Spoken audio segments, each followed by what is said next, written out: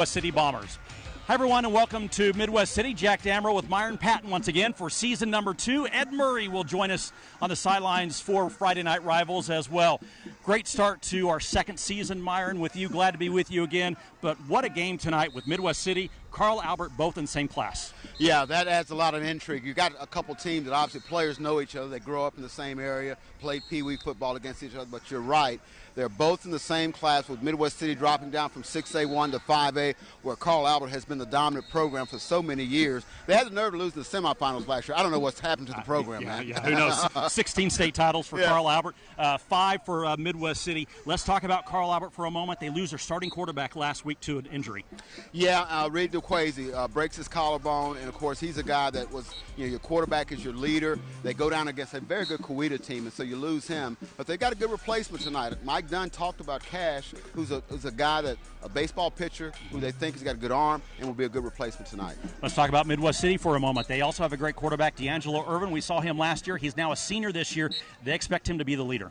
Yeah, D'Angelo's he's seen it all, man. He's been a multi-year starter, 5'9", about 160, runs that option. Hard to find sometimes, but he's a guy that he's not going to be surprised at anything he sees. He's the key to Midwest City's football team. Well, we are in Championship City, Midwest City. These two programs have won so many state titles. We'll talk about that throughout the broadcast. It's a great start to Week 1 tonight. Carl Albert hosting Midwest City will have the opening kickoff coming up right after this.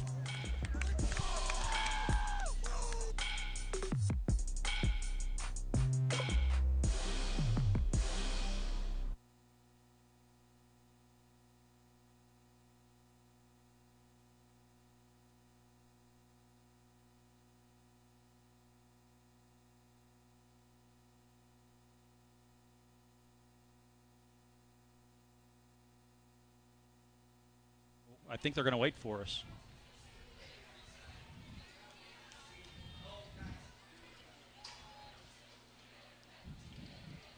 We need to let the schools know from here on out that the game should start at 7:05 instead of 7.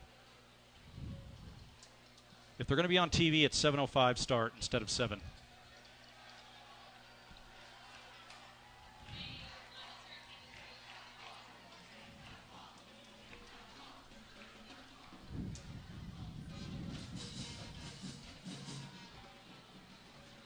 Pants are all wet.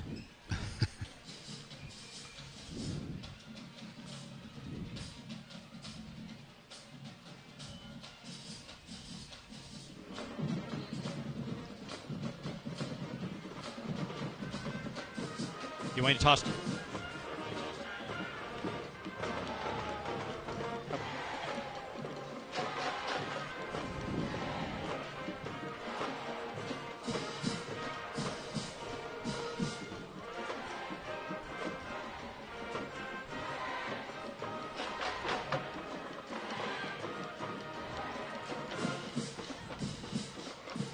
Okay.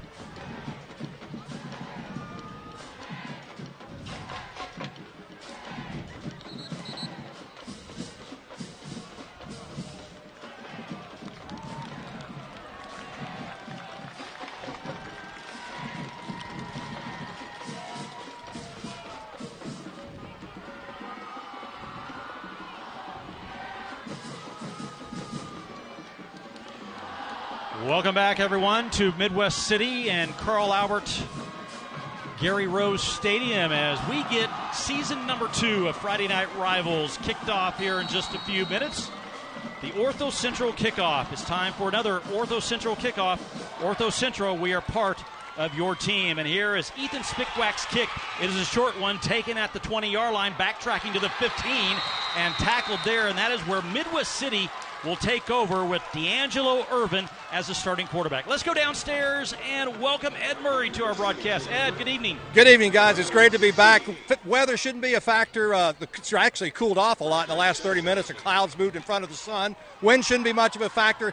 Out of the southeast a little bit, so that'll be out of the right part of the screen, but again, should not be a factor. These teams, they're 6 miles apart, but since 2004, they've only played each other 6 times. And they're 3-3 against each other. So the winner tonight, bragging rights for this year, and bragging rights, we're number 1 for the entire series of our rivalry, guys. Thank you, Ed. And here's a trick play right off the off of the first play. Kenneth Colston taking the pitch from D'Angelo Irvin, throwing it incomplete, looking downfield, and it will bring up 2nd down and 10 for Midwest City. Their opening game tonight.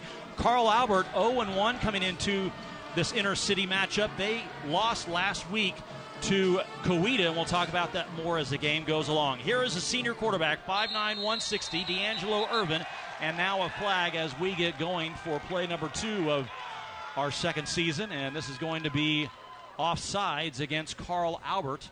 And so Midwest City will pick up 5 yards after the flag, and so it'll be 2nd down and 5. So D'Angelo gets a little bit of a breather, playing out of the backfield, playing from the 15 now up to about the 20-yard line. Yeah, they came out aggressive with that first play, a little bit trickery on the first play of the game. Darrell Hall going to be aggressive tonight. So Irvin, the starting quarterback, he will take it himself. Around to the 25, cuts up to the 30, breaks one tackle, and finally tackled around the 33-yard line. Tackled in the backfield by Jakari Carter. And here we get a good look at D'Angelo Irvin. Nice block there to kind of give him some extra yards there, and he cuts it up. And, he's a good runner, guy that makes plays, makes that offense go. What a player for Midwest City. A 4-year starter for the Bombers, came in, took over when this team was 0-3 as a freshman 4 years ago now, and won 4 games his freshman year. So now they really expect him to lead the way, Myron, this year, obviously with that leadership back as starting quarterback. And there is Jalen Woody, the sophomore running back, gets good yardage on first down, so it'll be 2nd down and around 6 for the Bombers. Yeah, he's like I said in the open, he's not going to see anything he hadn't seen before. We're talking about Irvin. And, he's Midwest City lost in the semifinals to Bixby a couple times in 6A1. They dropped down to 5A.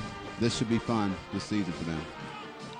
Here's the 2nd down play for the Bombers. Irving looking to pass. Now he'll take it and run with it. He's got some room outside to the 45, cuts up at midfield, gets a Midwest City first down, and finally chased out of bounds at the Carl Albert 48-yard line. It is a pickup of about 12 yards for D'Angelo. Here's the keys to the game, Myron, for Midwest City. Obviously, you have to find some playmakers and be strong up front. Yeah, no doubt about it. And the offensive line's done a pretty good job here opening up some holes for the running game in this first drive from Midwest City. Obviously to protect D'Angelo Irvin as well. Here is Irvin again on the quarterback keeper, and he's going to be met at the line of scrimmage, and no gain for the quarterback. And so it'll be 2nd down and 10 for Irvin. And really, he's got a career after high school also, Myron. 3 colleges are after him: Air Force, Army, Navy, all of the military academies, service academies. Yeah, he looks like that. I don't know where he's going to go, but Oklahoma played Army a couple of years ago, and they get that little quarterback crouched underneath. He's hard to find sometimes. OU knows about that, right? Whenever they came in here and almost won. Here's the 2nd down play for Midwest City. Good handoff, good running ability, breaks the tackle down to the 35-yard line. Goes Lazare Loviette, and that is a first down for Midwest City. Good run. Yeah, nice crease up the middle, and he finds some good running room. Like I said, that offensive line's doing a good job establishing themselves, and they'll win the battle up front so far. That is an Oklahoma Ford dealer's first down. Their second here on this drive. Good opening drive for Midwest City. Just start of the 2022 season. Here's Irvin again on the quarterback keeper. Past the 25, chased out of bounds around the 24-yard line. He is going to be awfully close to the first down. He's going to pick up 9 at 2nd down and 1. They're doing a good job just kind of mixing things up here. I mean, that first play, they some trickery, but the play caller's doing a good job kind of keeping Carl Albert on their heels. 3 wideouts now for Midwest City. Here is Irvin. He will hand it off to Loviette, and he is going nowhere, actually going to lose 2 yards on the carry. So good stop up front by the big defensive front for Carl Albert. James Reed on the stop for Midwest City, and it's going to bring up 3rd down and now around 2.5 to 3 yards to go. Mike Dunn, 2nd-year coach. Carl Albert came over from Dale City last year.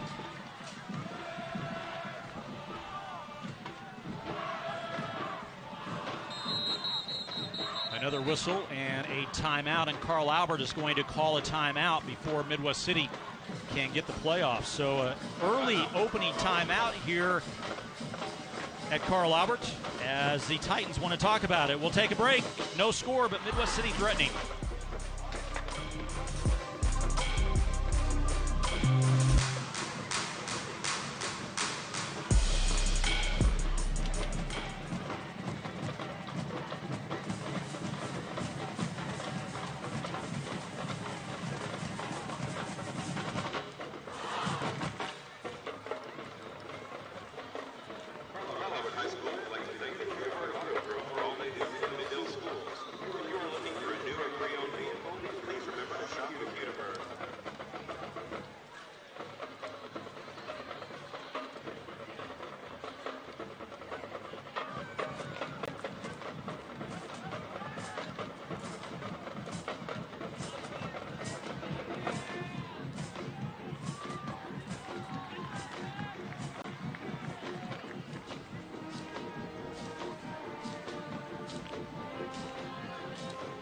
Some good offense.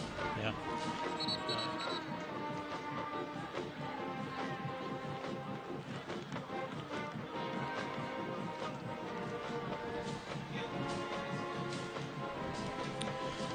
The Titans called a timeout. Mike Dunn wanted to talk to his defense. It is third down, and they're going to call it 2 on the scoreboard, but it's a long 2, maybe 2.5, 3 yards. And so here are the Bombers on third down. Nice handoff, and it's going to be very close. LaViolette gets close to that first down marker, and I think they're going to give it to him, Myron. I'm not for sure. Yeah, it's pretty close. Caden Davis, a good stick there in that hole. Looked like it was going to be more yards there, but he did a good job closing it. And he's going to be short. He's going to be about a half a yard short, so they're going to go for it, obviously, on fourth down. So it's going to be about fourth down and 4 inches.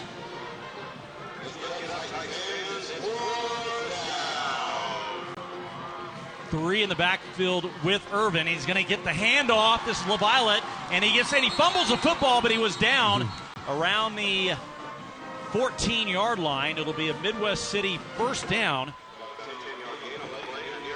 That was close, man. Looked like he's going to pop it for the touchdown, and then saving tackle and. If there was replay, that ball might have been out, Myron. It looked like his hand was down, but the hand is not the elbow or the arm. So yes. Yeah, that's. But there's no replay in high school football. Midwest City inside the Rose State red zone. Rose State, proud sponsor this year of the red zone. And here is the first down play for Midwest City from the 14-yard line of Carl Albert. High snap. Irvin hands off to Woody around the right side, and he's drilled. And actually, that is going to be Darian Rogers, and there's a flag, and I believe they're going to get Carl Albert for targeting on this one. That's a lick. That's a lick. Yeah, that's there's laundry on the turf. The hit was made by Tayshawn James, and that would be a horrible loss if Carl Albert lost James on this targeting. Let's watch it again. Yeah, just caught him right there, and boy, we like football. We like the hits, but boy, that's obviously one player safety more important. And he is going to stay. He's going to get to stay in the game. So good for the Titans to keep James in the game. We'll talk about him throughout the broadcast as well. Here's the first down play for Midwest City. Irvin keeps it back up the middle and is dragging a couple of tacklers and lands on top of one at the 1-yard line. The tackle made by Caden Davis once again. And it's second down and goal from just inside the 2. Yeah, Irvin got a little leg drive there.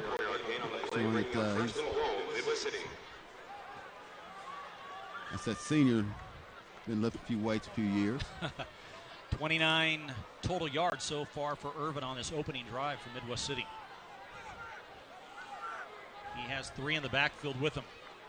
Here's the second down play. He takes the handoff to Rogers.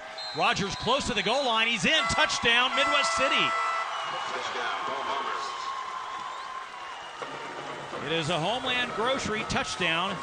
Homeland Grocery, your homegrown advantage, and it puts the Bombers up 6-0 here with 6:53 to go in the opening quarter. Very impressive drive, and not much there, but he kind of bounces off and finds a crease to the end zone. That's what you want out of your running back. But that's an impressive drive, man. They kind of mix it up. And here is the point after attempt for Midwest City. Not sure what that was all about. There is a flag on the play, and it was either illegal formation or movement before the snap. And we will get the call from referee Brandon Friesian, and that has been declined. Illegal procedure against Midwest City, so the two-point conversion fails, and the Bombers will have a 6-0 lead. All right, let's take a break. We are in Midwest City, Carl Albert High School, Carl Albert Middle School, as the Bombers take the opening kickoff for a touchdown, and they lead it 6-0.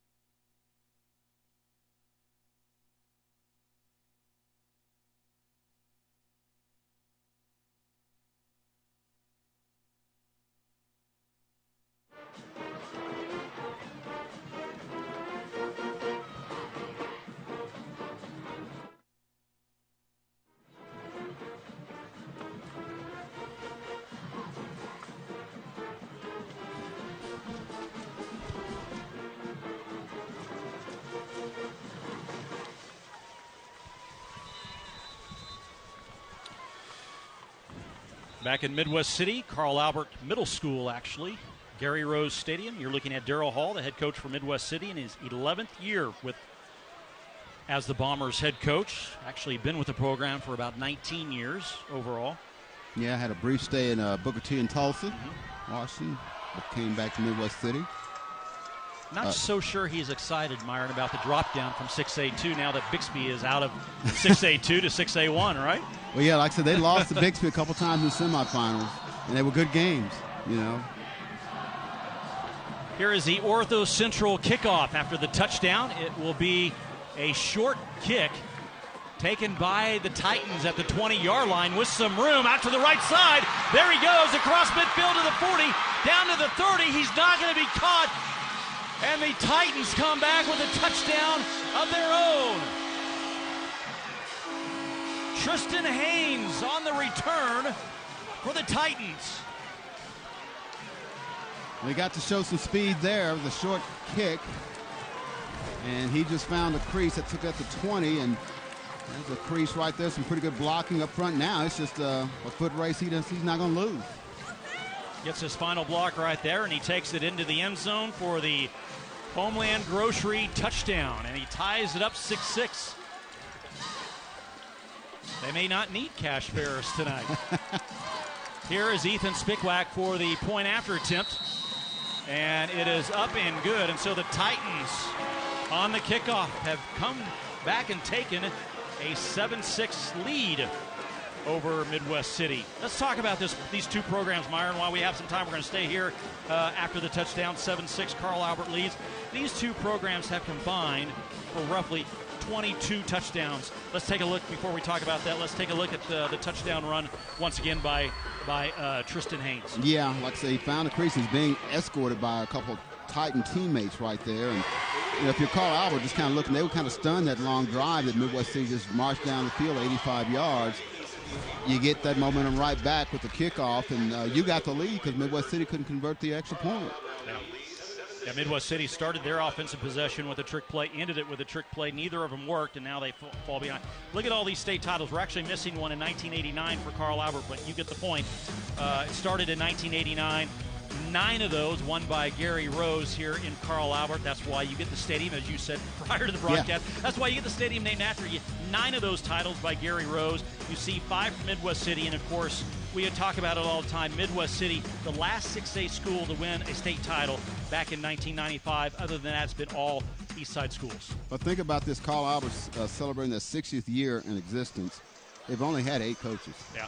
So that lets you know they've been doing a lot of winning when you keep coaches, only 8 coaches in 60 years. And, of course, Midwest City, a lot of tradition. And, yeah, we would like to see, there's all the – and now they're running out of space. Now they're out of space, exactly. And if you look across the field, they have all the rings from all the state championships on the visitor side. How appropriate. There you go. That's actually on the Midwest City side, the visitor side. So that gives you a good idea of what they've done here at Carl Albert. Storied program, and it's going to be exciting to see what happens this year with Midwest City and Del City now in 5A. Here is the kickoff taken at the 5-yard line by the Bombers, and they will start once again at their own 15-yard line. Jalen Woody on the return. And the tackle made by Byron Stubbs of Carl Albert right there. Before the game, I was just like going through the record books and looking at Carl Albert, and I can think of a number of Midwest City players down through the years. And they've had some tremendous players at both these programs that they still very much rep the Bomber pride or the Titan pride. Trust me, you run into them, they'll let you know where they went to school and where they played. Oh, no doubt about it. No doubt about it. A lot of familiar names on Midwest City, but not like Vernon Maxwell, Jamel Maxwell, and here's the handoff, and was he down? They're going to blow the whistle, and we'll see if they give it. Yeah, he's down, I think. But there's a lot of familiar names, although Jamel is not related to Vernon. But still, you get the point that, through the history, these two programs have had great players come through here. Looked like his knee was down. I don't even think that was close. Oklahoma hopes to get a good game of former Bomber tomorrow, and Jalen Redmond. Going to play UTEP. That's right. Jason Taylor's pretty good safe throw issue out of Carl Albert. Yep. That was a first down for Midwest City. Here is the quarterback, Irvin, and he keeps it himself up across the 30 to about the 33-yard line. And it will be second down play for Midwest City. Good-looking player. Senior, again, 4-year starter. Passed for over 4,000 yards last year for Midwest City. Ran for over 1,500 yards. He already has 40 yards tonight. And here's the second down and 4 play for Midwest City. They hand off right back up the middle. That goes to LaViolette, and he's going to be shy of a first down. It'll be third down and 2. Closed captioning for tonight's game is brought to you by the wonderful group at High Five Media. High Five Media, intentionally different.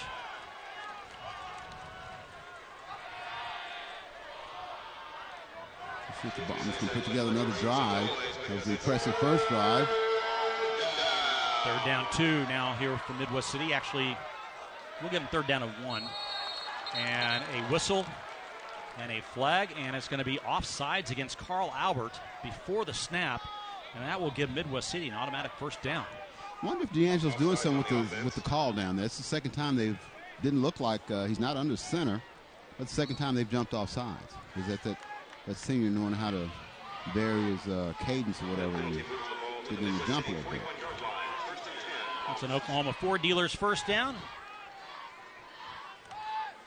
And here's the handoff once again around the left side, and that play is going nowhere. Good pursuit up front by Carl Albert that time. Caleb Cornell, the junior, defensive end, 6'4", 230 pounds, making the tackle on that play. Second down 10 now for Midwest City. They threw on the first play of the game and have run it since. And Irvin will keep it again. He's in trouble in the backfield, but maneuvers out of it and gets good yardage across midfield down to about the 43.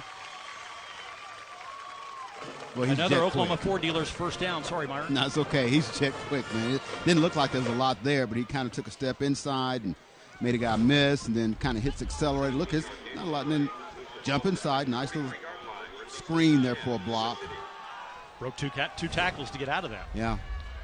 First down and 10, Midwest City inside Titan territory once again.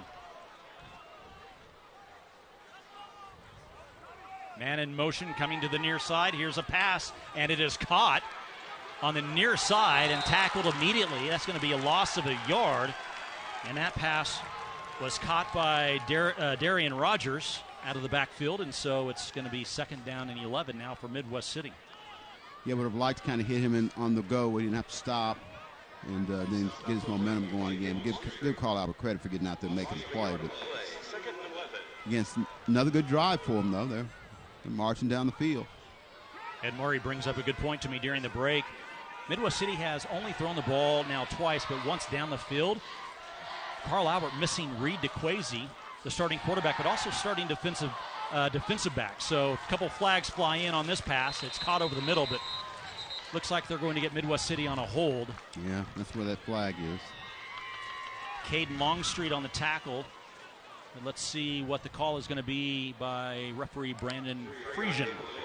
Get a good look at him right there. And my hat's off, as I always will, to Oklahoma high school officials across the state. We need more of them. We do. In fact, OSSAA, I've talked to some people there. They're worried that some games are going to have to be moved during the week because there's not enough officials for Friday night games. Yeah. I think Dwayne Doolittle and a couple of other basketball officials, and this has been a 2-3 year deal they've talked about, needing some few young guys become officials, football, basketball. Second down and 25 after the penalty. Irvin being chased out of the pocket, being chased, and he's going to go down back at the 35-yard line.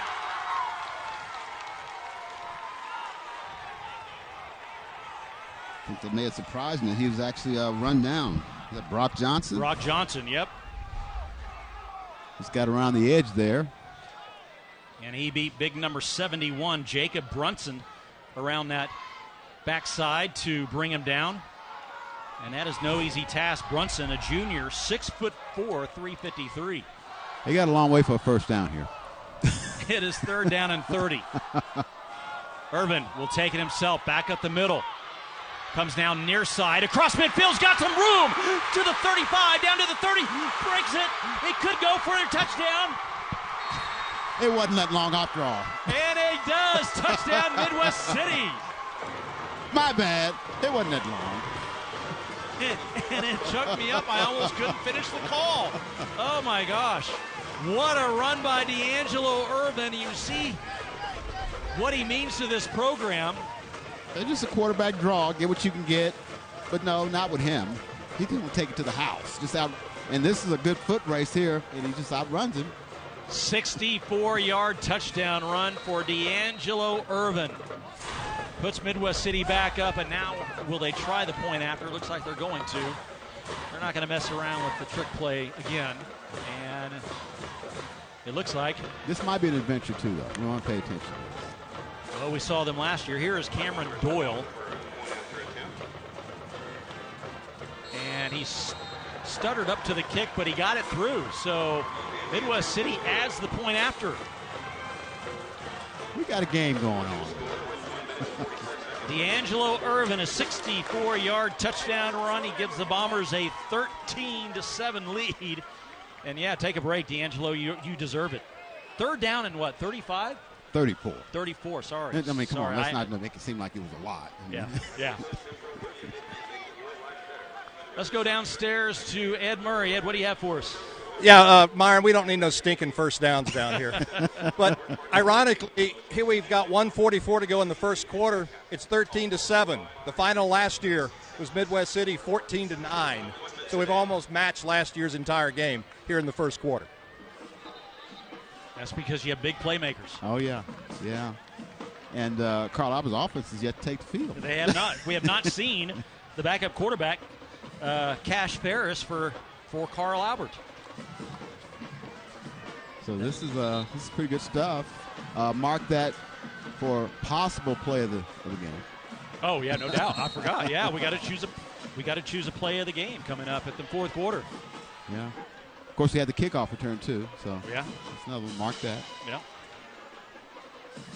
And we haven't even completed a quarter, so let's not no decisions made. Yes, let's not make the decision yet. Put that in your memory banks. So here is Cameron Doyle to kick off for Midwest City on the Ortho Central kickoff. It's time for another Ortho Central kickoff. We are part of your team, and I've been to Ortho Central Norman recently. Have them help my injuries, and here's another kickoff return for Carl Albert, out to the 45 to the 47, and I thought that might go for a touchdown as Haynes took the return again. Watch this one. Yeah, he found that same crease, and luckily for Midwest City, there was someone there to grab him. Otherwise, if Josiah Johnson didn't get him, it's probably another foot race. So here is the junior quarterback, number 3. There you look at Haynes on the return, but here is number 3, Cash Ferris, replaced Reed DeQuazy on the first series last week against Coweta. Here's a high snap, and Ferris hands it off around the right side of Xavier Robinson with some room. And he picks up a first down into Bomber territory and finally run out of bounds around the 36 yard line. Let's call it the 36.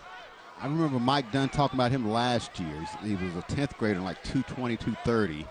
And he's an 11th grader. And 225? Yeah, 225. Yeah. And he thought he had a chance to be a big-time back. Looked pretty good there. Yeah, good run. 17-yard run. Here is the first down and 10 play. Ferris will pass it. His pass is knocked up into the air and intercepted by Midwest City. What a spectacular play by number 56, Khalid Knighton. Well, that's talking about giving maximum effort to get that one. It's one thing to knock it in the air, but the big guy says, I'm going to get it. Go get it. There's an interception to be had. And he got it. Unbelievable play. I mean, just to block it first and then to make the dive. You don't see a big guy like that dive. He's 280 pounds, Myron. Well, he laid out for it. He's looking like he's moving like he's about 275 on that one. So, I mean, that's a big-time play. So the first turnover of the game goes to Midwest City, and they have the football at the 49 of Carl Albert. Good start for Darrell Hall and his Bombers team. Down from 6A2 to Class 5A. And here is Irvin setting up the screen. They got it complete over the middle and down to the 40-yard line. On the screen play to Kenneth Colston. That'll bring up second down and short for Midwest City. It looked like the timing was going to be messed up on that. He was kind of getting some pressure, but still got some positive yards. Got 9, so a second and short. I'm impressed with D'Angelo in the first quarter as we are under a minute now to play in the opening quarter. Here's the handoff right back up the middle. It's a first down and more, and drilled down at the 31-yard line. There's Tayshawn James again. Let's talk about him. I think the Iowa State Cyclones are going to like him. Man, he's like, you come in my territory and you must pay. And that was a picture-perfect tackle. Shoulder right to the shoulder of the running back, and he put him back on his back. First down, though, for Midwest City at the 31. Got to pay the toll. 30 seconds to go in the opening quarter. Here is Irvin back up the middle, and he will get about 5 yards, and that should probably end the first quarter here. But what a opening quarter to start the 2022 high school season on the Ortho Central Friday Night Rivals, driven by GMC, as the Bombers have taken a 13-7 lead, and they may get another playoff here. Let me see, 3-2-1. Nope, they're not going to. And that is going to end the opening quarter here at Carl Albert. Let's see the two big plays of this opening half as we take it to break. The Bombers open up with a 13-7 lead over Carl Albert. We're back with the second quarter coming up right after this.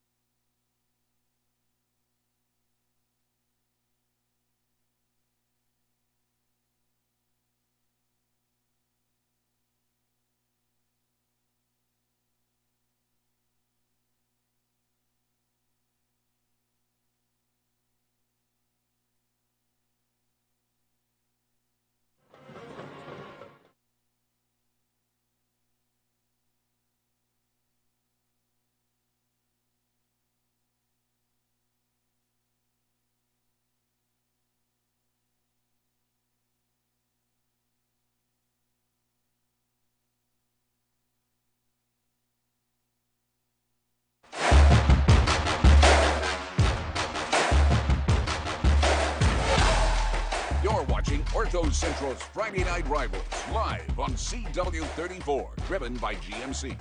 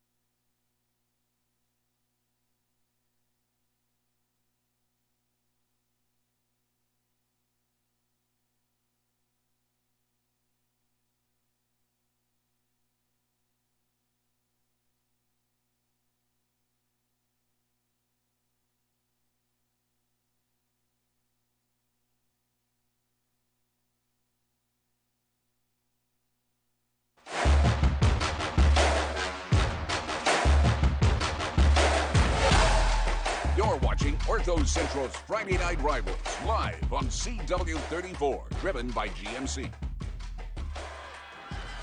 What a start to the season here in Midwest City at Carl Albert Middle School, Gary Rose Stadium. The Bombers have the football as we start the second quarter. D'Angelo Irvin will keep it, and he's in trouble, and this time he's not going to get away. And he scrambles back to about the 30 to the 29-yard line. Let's go back to the interception, which started this possession for Midwest City. Interesting. It is intercepted by Khalik Knighton. Believe it or not, Myron, this is the same player who intercepted the final play last year to beat Carl Albert to win the game for him. So he likes playing against the Titans. He's going to have bragging rights for years to come, long after he's done playing. And I got to give up to Ed Murray, because Ed Murray was the one who told me that stat, and it's great. There he is right there, the big kid. Midwest City has it 3rd down and 7.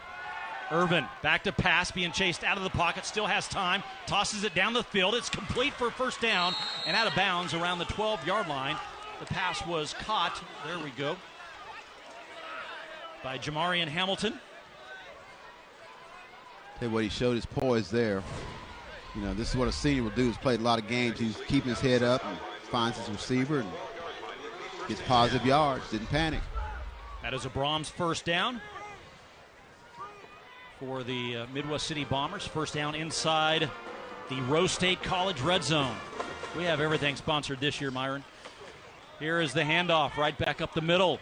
And down to around the 6-yard line goes Darian Rogers, who already has a touchdown for Midwest City on their opening drive of the game. Keep those legs churning, picking up positive yards. 5 yards on the carry for Rogers. 2nd down and 5 for Midwest City. I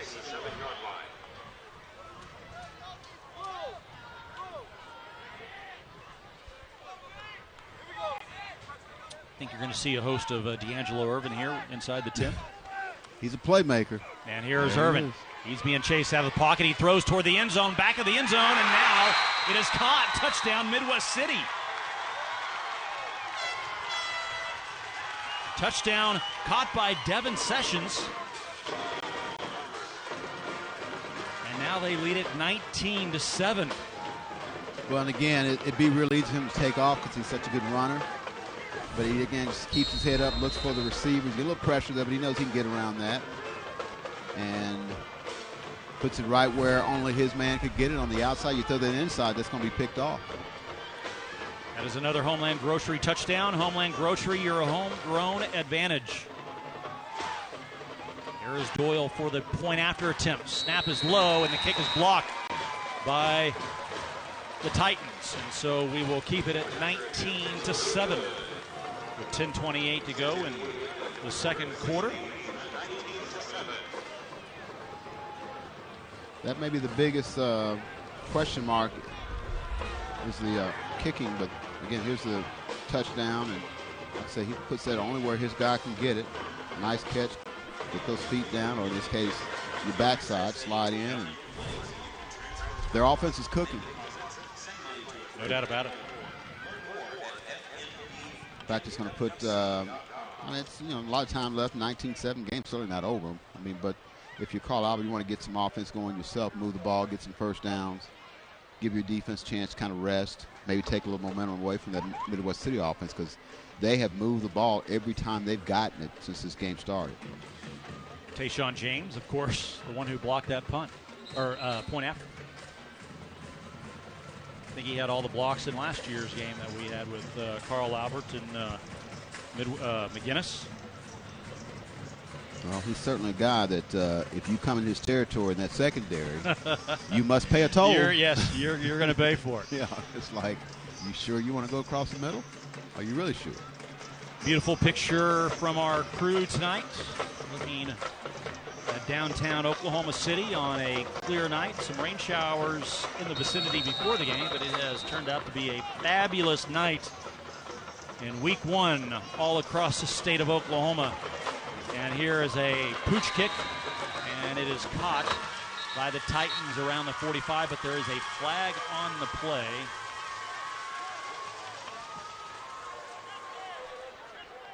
And let's see what it is. I believe it's going to be sideline warning against Carl Albert. Actually, they may mark it off, or instead of a warning, they're going to give him a warning, or they're going to mark it off. Well, not quite sure. Well, just a warning. They're going to keep it where they caught it. So here we go. The Titans have the football offensively for only the second time tonight as we enter the second quarter. Here is Cash Ferris. He will hand it off, back up the middle. Xavier Robinson on the carry. Gets good yardage on first down, about 6 yards, so second down and 4. Ferris only a junior, Meyer, and there you get a good look at the junior running back. They have a lot of juniors, also a lot of sophomores on this Titan team, but Cash Ferris only a junior.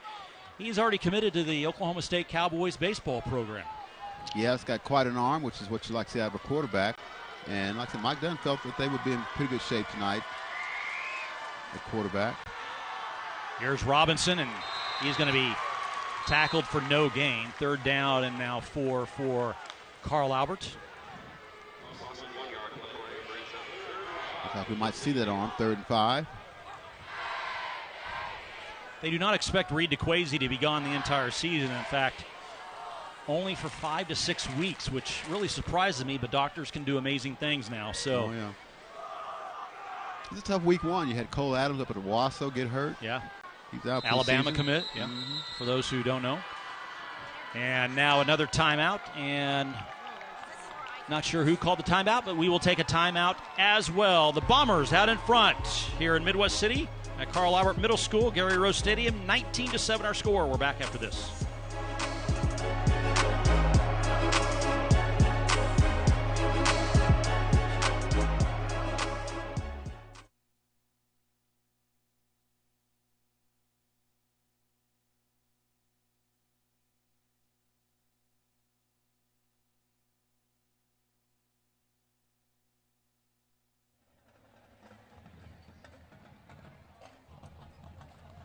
Well, I did back when James was blocking the kicks and the kickoff. I mean, I can do that now if you want me to.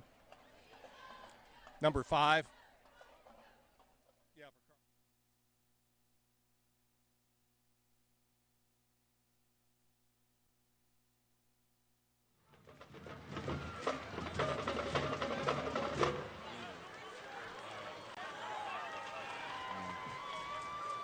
Because even that extra point they got, the ball bounced back.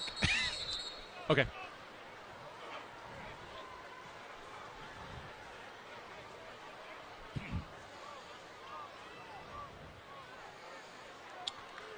Back at Carl Albert, the Titans behind the Bombers, 19-7. Let's go downstairs to Ed Murray. Ed, what do you have for us? Well, you were talking about James blocking kicks against McGinnis. He had 7 block kicks last season alone.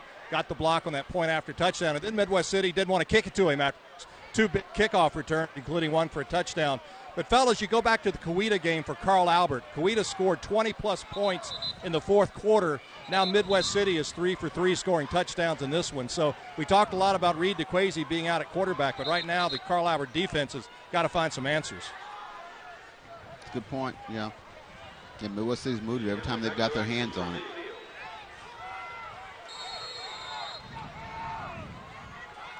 So here are the Titans on 3rd down and 5. And a direct snap right back up the middle, and they're going to be just shy of a first down. Robinson on the Wildcat. And so it's now 4th down and 2, and they're going to go for it. Yeah.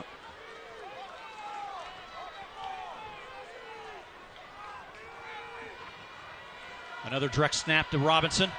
Right side. Barreling his way across the 45. Gets a first down. He's a load, man. And more down to the 39-yard line. What a run. Yeah. Yeah, he's a load. He was looking to bounce it out to try to make it a foot race. I've heard he's got pretty good speed. That play was good for another Brahms first down. That's a big play. You don't get that. And then your situation where Midwest City's got great field position to go score again. So that's a big, big pickup by Carl Albert. 8-yard run by the big man. Junior, 6'2", 225 pounds. Last year had over 700 yards on the ground for the Titans. Here's Ferris's pass, caught this time, down to about the 30 to the 29 to Tristan Haynes, who returned the kickoff for the Titans for a touchdown to give them their only touchdown of the night. And it's a 9-yard pickup, 2nd down and 1 with around 8 minutes to go in quarter number 2. Nice drive by Carl Albert. Positive yards here. 30-yard line, see if they can punch it in. Robinson to the left of Ferris. And Ferris will pass it. And almost picked off again in the secondary by Santana Lindoni.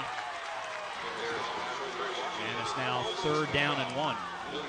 The timing was kind of off on that one. Receiver actually stopped and then had to go again. I think maybe he ran the wrong route or what. Wasn't quite where he thought he'd be. The quarterback thought he'd be or what. But still makeable 3rd down, though.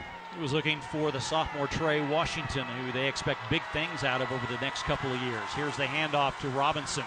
And Robinson is going to get the first down and several more yards. He's finally brought down around the 21-yard line, but it is a Brahms first down for the Titans. I think they found some at that Wildcat with him. And now another timeout.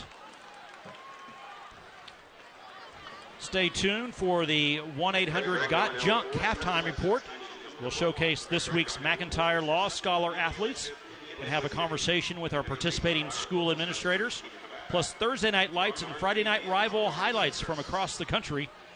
All of that, including first half highlights and more, coming up on the 1-800-GOT-JUNK halftime report. And there you see the student body section from, I believe that is Carl Albert.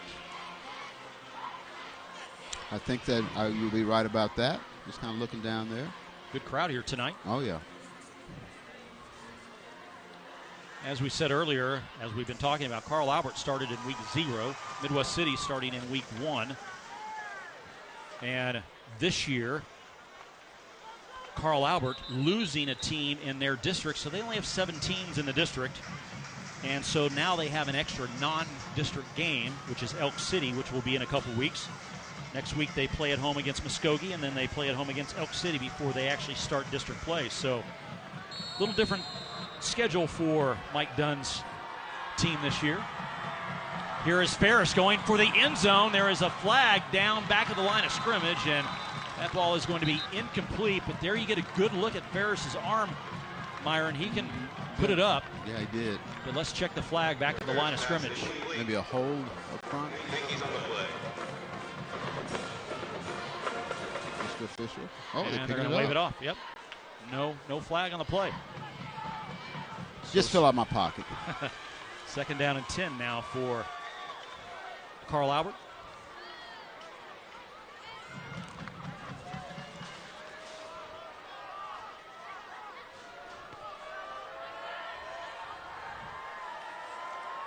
Ferris hands off to Robinson, right side, down to the 15, leaps it over to the 14-yard line before he's run out of bounds. That's going to be close to a first down, but he gets inside the red zone, inside the Rose State College red zone. Nimbleness in the big guy. Like I said, he's quite a load. And he's been a big part of this drive. That Wildcat. He's got some speed to him as well as power. 7 carries so far for Robinson tonight. Looks like he's going to take the direct snap here. And a flag before they can hike it to him, snap it to him. It's going to be offsides, I believe, against Midwest City.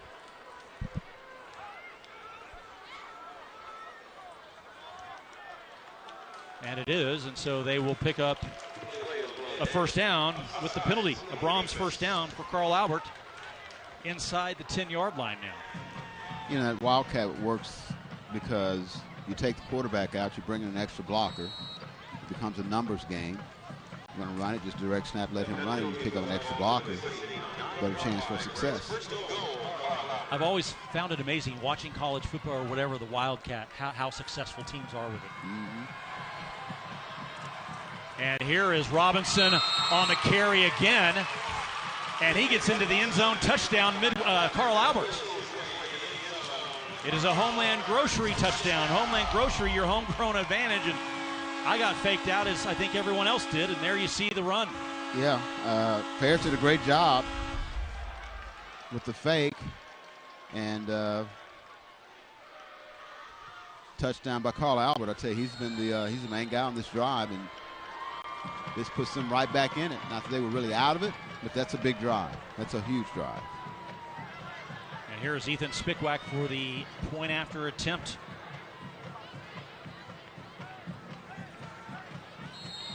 And it is good. And so the Titans close the gap. It is now 19-14. Let's look at the run again by Ethan Robinson as we head to break here on the Ortho Central Friday Night Rivals, driven by GMC. Back after this.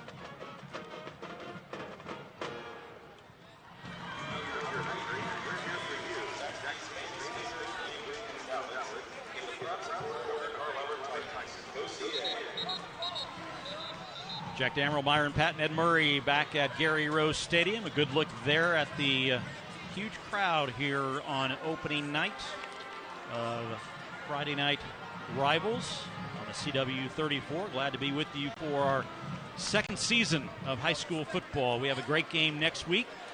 The Clinton Red Tornadoes, state champions of a year ago against state runners-up last year, I believe, the Heritage Hall Chargers.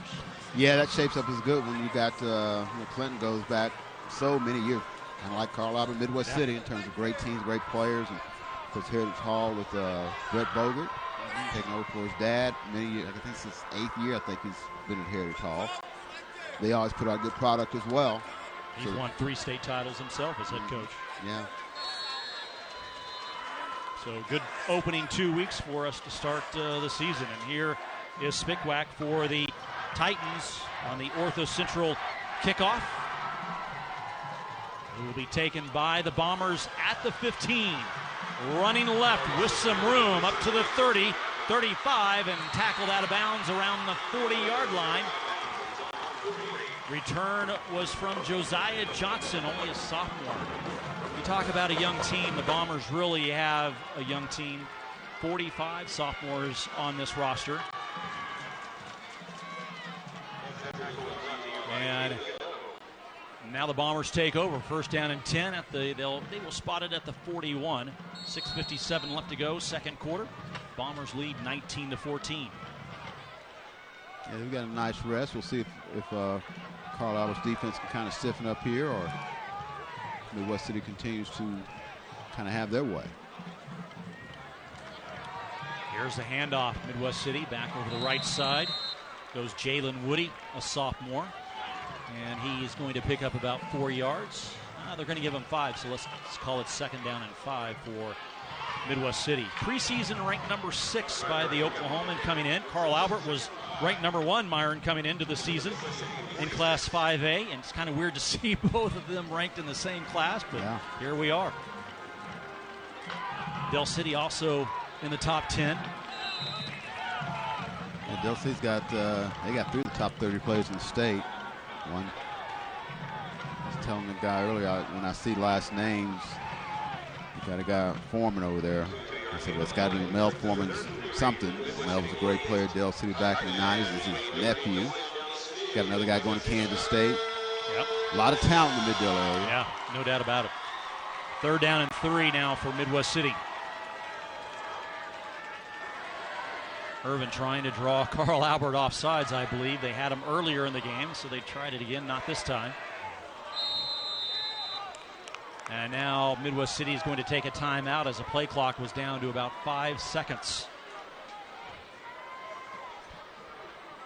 And Coach Hall wants to talk about it. Don't forget, coming up at halftime, we'll have the 1-800-GOT-JUNK halftime report. We will showcase this week's McIntyre Law Scholar athletes and have a conversation with some of our school administrators. Plus, we'll see highlights from around the country, Thursday night lights and Friday night rivals from some of our other stations across the country. All that including first half highlights here, which we've had several. All that coming up on the 1-800-GOT-JUNK halftime reports. Good look at both teams as they are, both coaches trying to make sure everybody's got their assignments down. And it's a good competitive game. Of course, we knew that coming in. We knew this would be a good game. Midwest City, their district. It's funny when you talk to Coach Hall, they are going to play teams that he's never been to either the town or the stadium. Their new districts, Ardmore, Lawton, MacArthur, Duncan, Noble, Elgin, El Reno, Altus. So really different district for Midwest City than what they played with for so many years. Yeah, and when you play people every year, especially if they don't change coaching staff, you kind of know what they're going to do. Sure. And the style of offense, defense, whatever. Now you're meeting a whole new group of people who coaching staffs that you're maybe not quite as familiar with. And makes things interesting, but also a little bit of make sure you do more of your homework, stuff like that. So here's the third down play and the handoff. First down for the Bombers across midfield down to the 45. And that is Laviolette on the carry. Probably not saying that, Myron. I know you corrected me. Laviolette, yes. I know you corrected me 3 I don't times, know if I apologize. But that was a wrestler at Oklahoma about 25, 30 years ago. Really good. I don't know if that's his son, something, but it's not an easy name to that's roll not off Smith. the tongue. It's not Smith or Jones. It's not. So you got to give me some slack, right? Yeah, sure. First down, Brahms first down for Midwest City at the 45 of Carl Albert. Here's Irvin, and he's going to be tackled in the backfield for a loss of about 3 yards. Easton Harless, junior linebacker for the Titans, making the stop.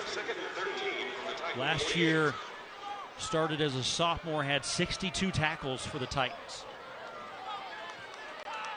Second down, 13 now for Midwest City. And we haven't seen the Irvin that we've seen in quarter number 1, Myron. Yeah, they've made some adjustments or whatever. We'll see. But and here is Irvin. He will loft it up over the middle, and the pass is caught. Going to be very close to a first down. And the pass was completed. They're moving the chain, so he got it. Darius Jackson on the receiving end picks up the Brahms first down for Midwest City. Gain of 13 yards. First down and 10 from the Titan 35.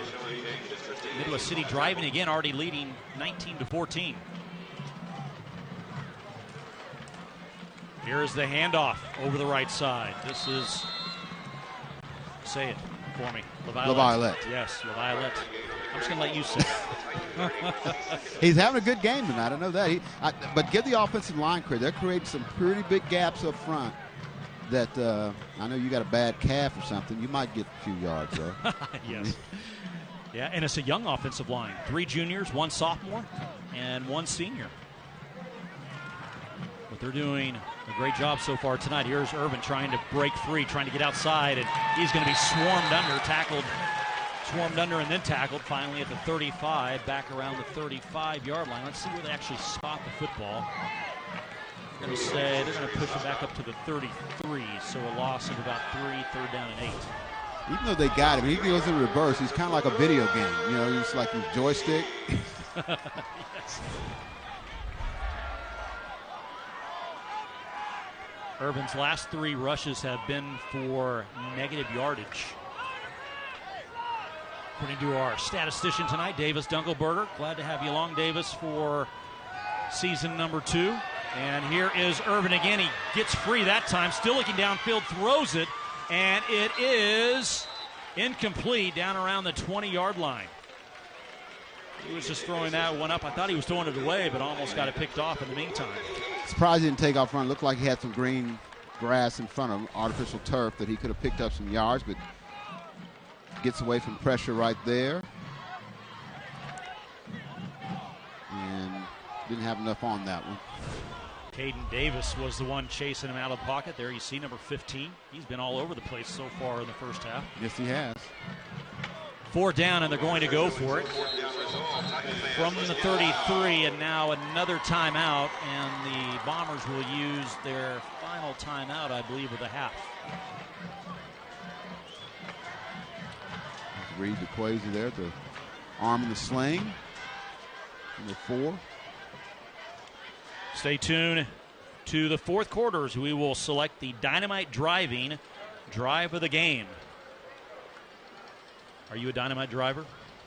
You know, people think I drive fast. I don't think I drive fast. I just think I'm consistent. Well, here's the thing. Do the police officers think you drive fast? Not in the last few years, knock on wood. There you go. There you go. Then you're okay, right? Yeah, exactly. Also coming up is our halftime report, brought to you by 1-800-GOT-JUNK. I know Ed Murray's going to have a good story about Coach Mike Dunn and Jeff Levy, offensive coordinator. Let's go downstairs to Ed Murray. You mentioned you just saw Reed DeQuazy, number 4, out there in these huddles. He's gone out on every huddle, offensively and defensively, still in this game, even though he has that broken collarbone. And we were talking with Mike Dunn before the game. Got good news. He had surgery on Tuesday, and the doctors think he could be back, say, maybe 5 weeks from now, be back playing full time. So Reed is staying really involved with this game in both offensive and defensive calls, and he was the biggest cheerleader when Carl Albert scored that touchdown with Robinson high-fiving everybody. He was the first guy the entire offense saw when they got here. So he may be injured, but he is still in this game. It's good to hear. His uncles, Greg and Brent, played for Midwest City. Yes. Blood thicker than water, you think? Runs in the family, no doubt about it. No doubt about it. Here's the 4th down play for Midwest City. Urban's going to keep it, trying to get outside, has some room, and may have gotten the first down. He does. I think he's got it. Past the 25, down to the 24. Good run by D'Angelo Urban to pick up a Brahms first down for Midwest City. Well, I tell you what, he's a backbreaker for defense. Again, he just turns on the jets, and I think that last lunge got him there. 12-yard pickup for 9-yard pickup, excuse me. So he went 64 on 3rd and forever. Yep. And then on 4th and 8 picks up 12. Yep. That's what a playmaker does for you. First down from the 23. Play clock under 10. Here's the handoff. And that is, they're actually going to lose a yard. Back to the 24-yard line. It'll bring up 2nd down and 11 with Just under 2.5 minutes to play. Tackle made by Cody Longstreet, his brother right next to him, Caden Longstreet. One a senior, one a junior. You know, I was looking at the Carl Albert roster. They got 2 Xavier Robinsons. Of course they do. I mean, one's bigger and one's smaller, so I think they're different guys. Here is the pass, actually backwards pass for the Bombers. It is caught in the backfield, and they're going backwards on this series of plays. Yeah, he did lose the ball right there. Kind of double clutched it a little bit. Allowed the defense to get over there and make a play. And what timing. Both Longstreet brothers making the tackle, Cody and Caden. Here's the 3rd down and 13 play now for Midwest City.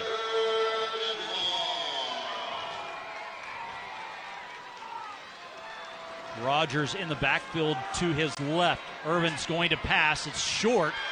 And this is not going to be enough for a first down. In fact, it's only a yard.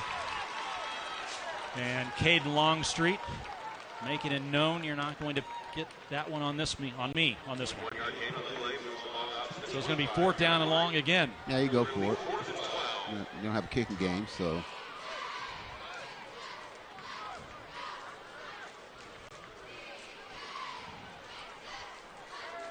Where's number 10? If you Carl Albert, that number 10, watch him.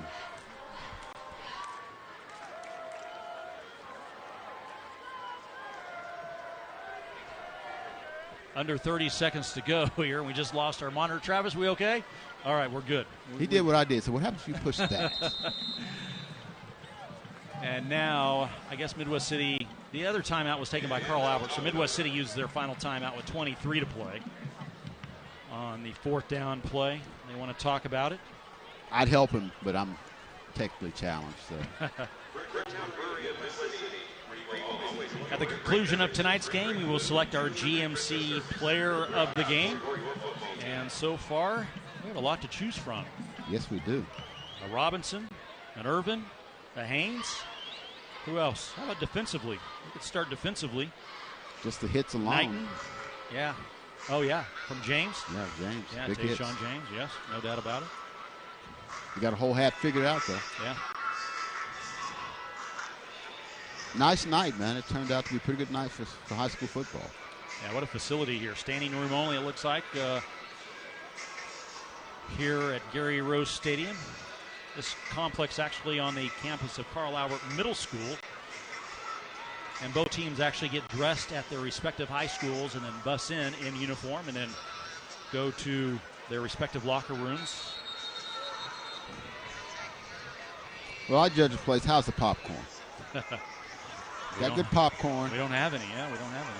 I know, I'm throwing out hints. I hear you. Throwing out hints. Yes. How's the popcorn? So here we go. 4th down and 12, 23 seconds to play. Rogers is going to be to the right of D'Angelo. He picked up a first down on the last 4th down the Bombers had. Let's see what he can do here. Back to pass. Looking toward the end zone. Throws it up, and it is incomplete. He overthrows his intended receiver, and the Titans will take over with 17 seconds remaining in the second quarter. He's disappointed. He thought he had that one. Somebody in the back of the end zone. 17 seconds. We'll see what Carl Albert decides to do. They take a knee. They run a play. Let's watch it again. Good arm. Yeah. I mean, he threw it out of the back of the end zone. Yeah. He's double covered anyway, yeah, though. Yeah. So here are the Titans with 17 seconds to play. They're going to run it. This is Robinson on the carry, and he's going to be stopped at the 27, and that will end our opening half of the season here on Friday Night Rivals. And what a half to start the season, Myron. 19-14 as the Titans and the Bombers going back and forth. Yeah, good half of football. There was a big touchdown there by Carl Albert to make sure this game is interesting going to the second half, and it's anybody's game. Midwest City's kind of marched up and down the field. It's anybody's game. All right, the Bombers lead the Titans 19-14. Let's go downstairs to Ed Murray with the coach of Midwest City. Ed. Well, Coach, first 3 possessions, 3 touchdowns. Love that 3rd and 30-something call. Hey, that was pretty good, isn't it? Can't do it all the time, but we try. Number 10's pretty special. Yes, he is. 4 years started for us, and he's a great young man. What did you like most in the first half? We were able to possess the ball. We were able to put drives together, on that. We've had some long drives. What I didn't like is that kickoff return. We didn't do a very good job, so we've got to do a lot better on that. But we're playing good ball. All right, why do you tell your team at the second half you really dominated, but you're only up 5? Yeah, we've got to continue to play. Got 24 more minutes to play. That's what we got to. Good luck the rest of that second half. All right, Midwest City up 19-14. Gentlemen. All right, thank you very much, Ed. The Bombers on top. When we come back, we will have the 1-800-GOT-JUNK halftime report. Stay with us. Friday Night Rivals continues right after this.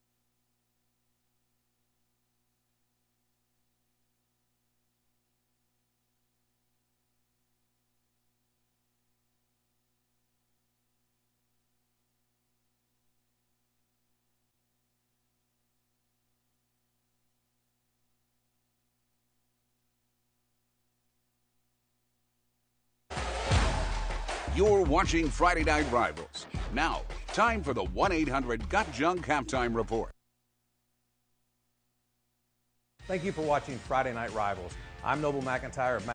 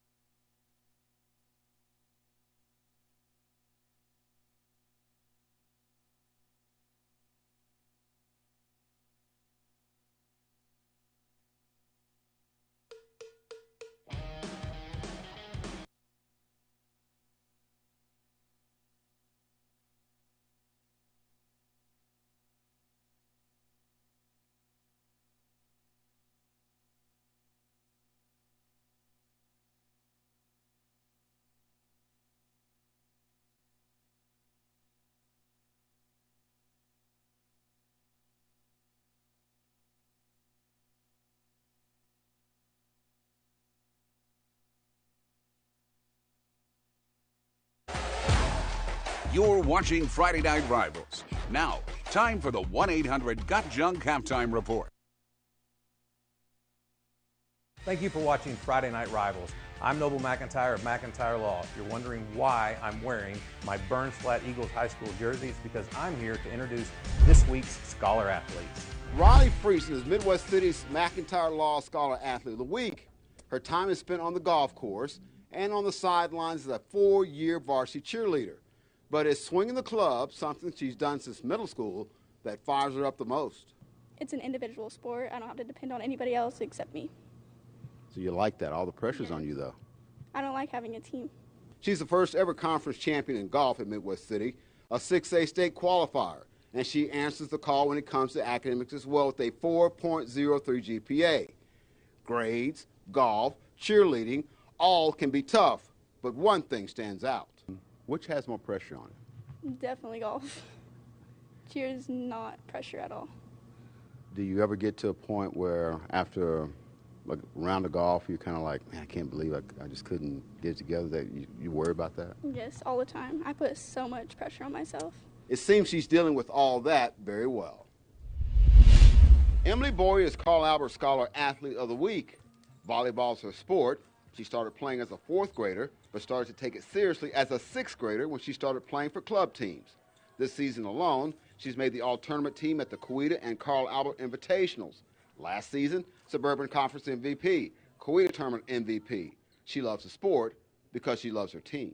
I like being involved with my teammates and getting to have like our own separate family outside of everybody else and just be around everybody all the time. It's really fun. She can play multiple positions, but it's no secret what she loves most. I'm going to college for setting and I love it, but hitting's more fun. Don't you like just cram the ball to somebody? Yes, it's so fun. Among her activities away from the sport is making good grades, which explains another activity. I like reading. I've gotten into that a lot lately. I've been reading a lot. I really like it. Some nonfiction books like about World War II, I love those, and like some like romance with like mystery. It's like a mix of both. So you like the girly stuff, but you like some mystery with it. Yes. Reading is fundamental. Congratulations to you both. And remember, all Scholar athletes have a chance to win a $5,000 scholarship. It's all brought to you by Friday Night Rivals on CW34.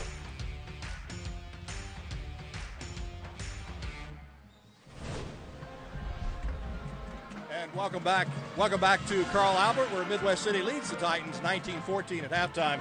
Joining me is the principal of Midwest City High School, Leslie Berger. And what makes this district game a little, it's a little more special now that both Midwest City and Carl Albert in 5A. That is correct. This game is special because these kids and parents, they share the same city. They see each other all year. And this game gives us bragging rights for 365 days. We just had an Athlete of the Week piece on Riley Friesen. Great young lady. She is great. She's one of our senior cheerleaders and wonderful golfer. She got to make it to state last year, and we are so proud of her. She's going to go on and do great things. Since you became principal at Midwest City, just a couple of years now, what's one of the biggest things that stuck out to you? The pride that the people from Midwest City have just amazes me. It doesn't matter if you graduated last year or if you graduated 50 years ago. Once a bomber, always a bomber isn't just a statement, it's a way of life. Does the start of this school year feel a little more normal than normal? It does. It does feel like we finally maybe hit that groove of what normal school is going to feel like. All right, Les, we appreciate it. We're going to see you in a couple of weeks. Your homecoming, PC North, on September 16th. That is correct. That is correct. I do want to say we are Midwest City. They just live here. Oh, trash talking at halftime. And hey, our Bombers are up 19-14. We'll be back with more right after this.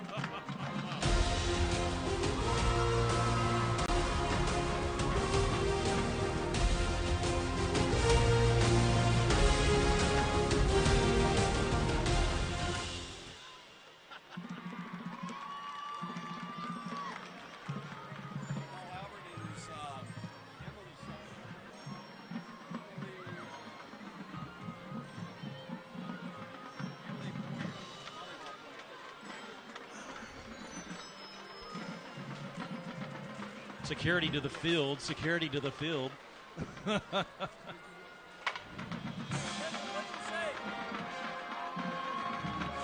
Myron, let's get a week one picture. I should have done this.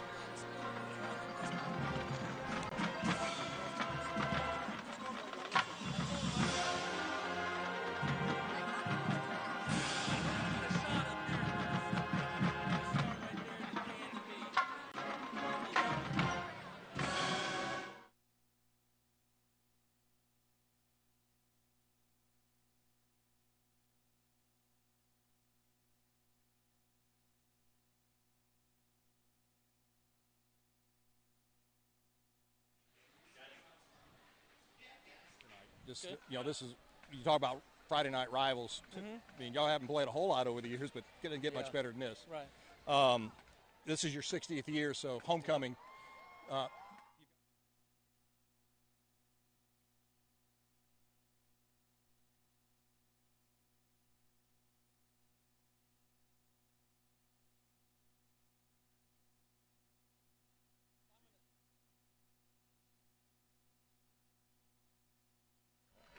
Cool. Are they going to toss?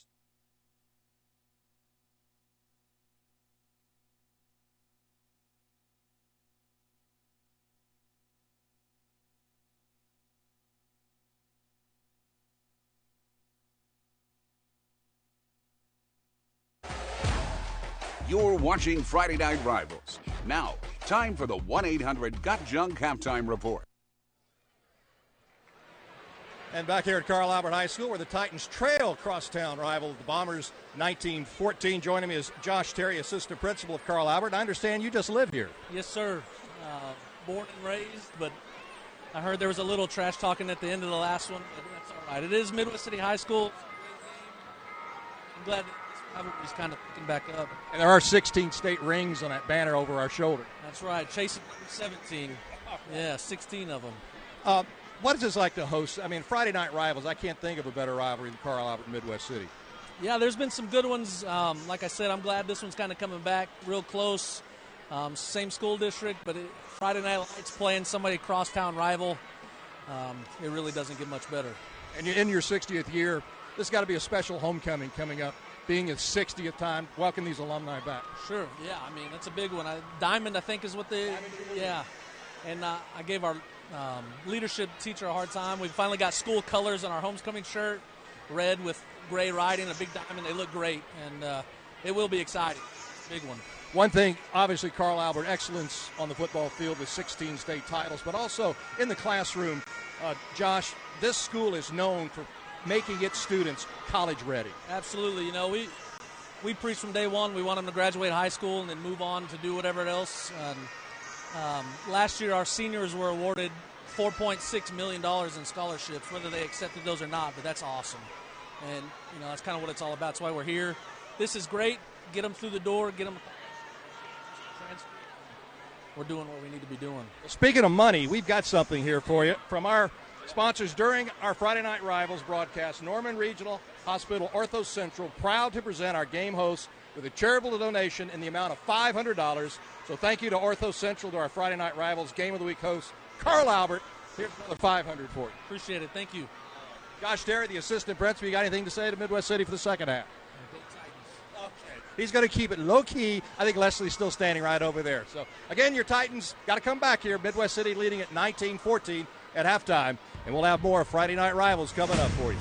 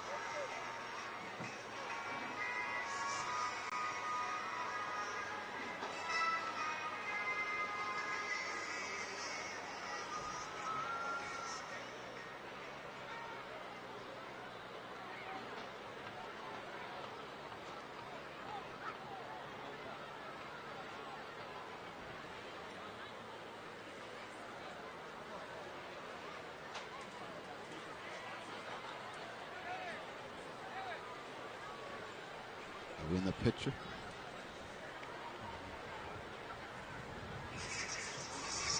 No. Is it okay?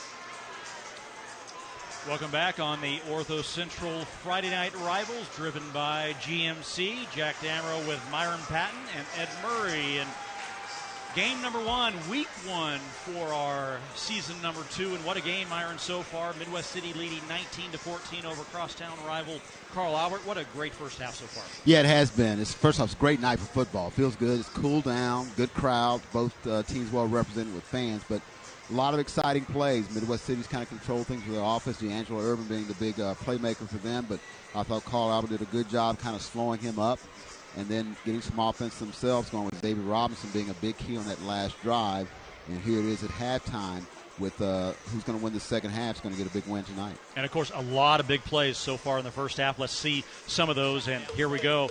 This is the first touchdown by Darian Rogers for Midwest City. And then Carl Albert comes right back. Yeah, a short kickoff that, well, you pay for it, and it's just a foot race right here. Nice block there. Almost close to a clip there, but still, it counts. But here's the play here. It's third, 34? Yeah. So he goes 64. I mean, that's no problem. Break the tackle, outrun everybody to the end zone, and that's what a senior quarterback who's been starting since the ninth grade can do for you. And then here's a great interception by Khalid Knighton for Midwest City. Gets the ball right back to the Bombers, and they drive down again. Yep. D'Angelo Urban, so I've got an arm as well, puts it to the outside. You throw it inside, it's at least knocked down, if not picked off. Xavier Robinson, though, had a big part of this drive playing Wildcat. Got a nice block into the end zone.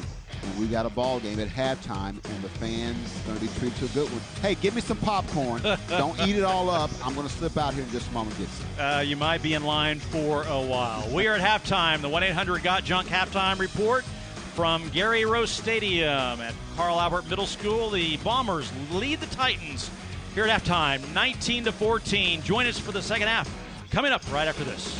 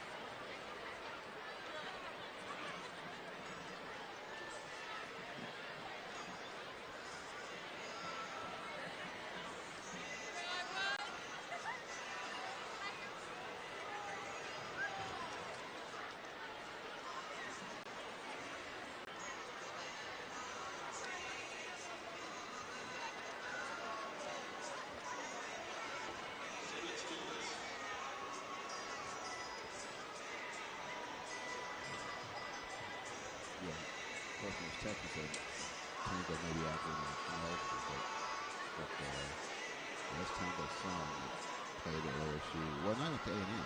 He played at A&M and then went to he played at John Marshall. Went to A&M and then to the NFL with there. Seriously? Like right now?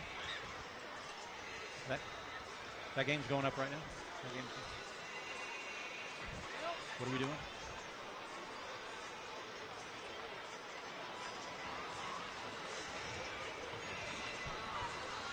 Welcome back, everyone. Great opening night on Friday Night Rivals. Good crowd here at Carl Albert Stadium. Let's go downstairs to Ed Murray, who is with Mike Dunn, the head coach of Carl Albert. Ed. Well, Coach, they scored on their first three possessions, but right before half, you finally got a good defensive stop. That had to give you some momentum. Yeah, absolutely. Knowing we get the ball here at half, and that's a big stop. That's what we talked to our defense about. One of our goals is always to score on our opening possession in the second half. So, hopefully come out here. That was a big momentum change for us. So, hopefully we take advantage of it. And despite that, you're down just 5 on the scoreboard. A lot of that credit to number 21. Right, yeah, he's running possessed. He's a big boy, and I don't think people realize how fast he is for being that big. He's 6'2", 225, but he's a 4-5 guy all day long in the 40. So he's a pretty special athlete. So how big is his first possession?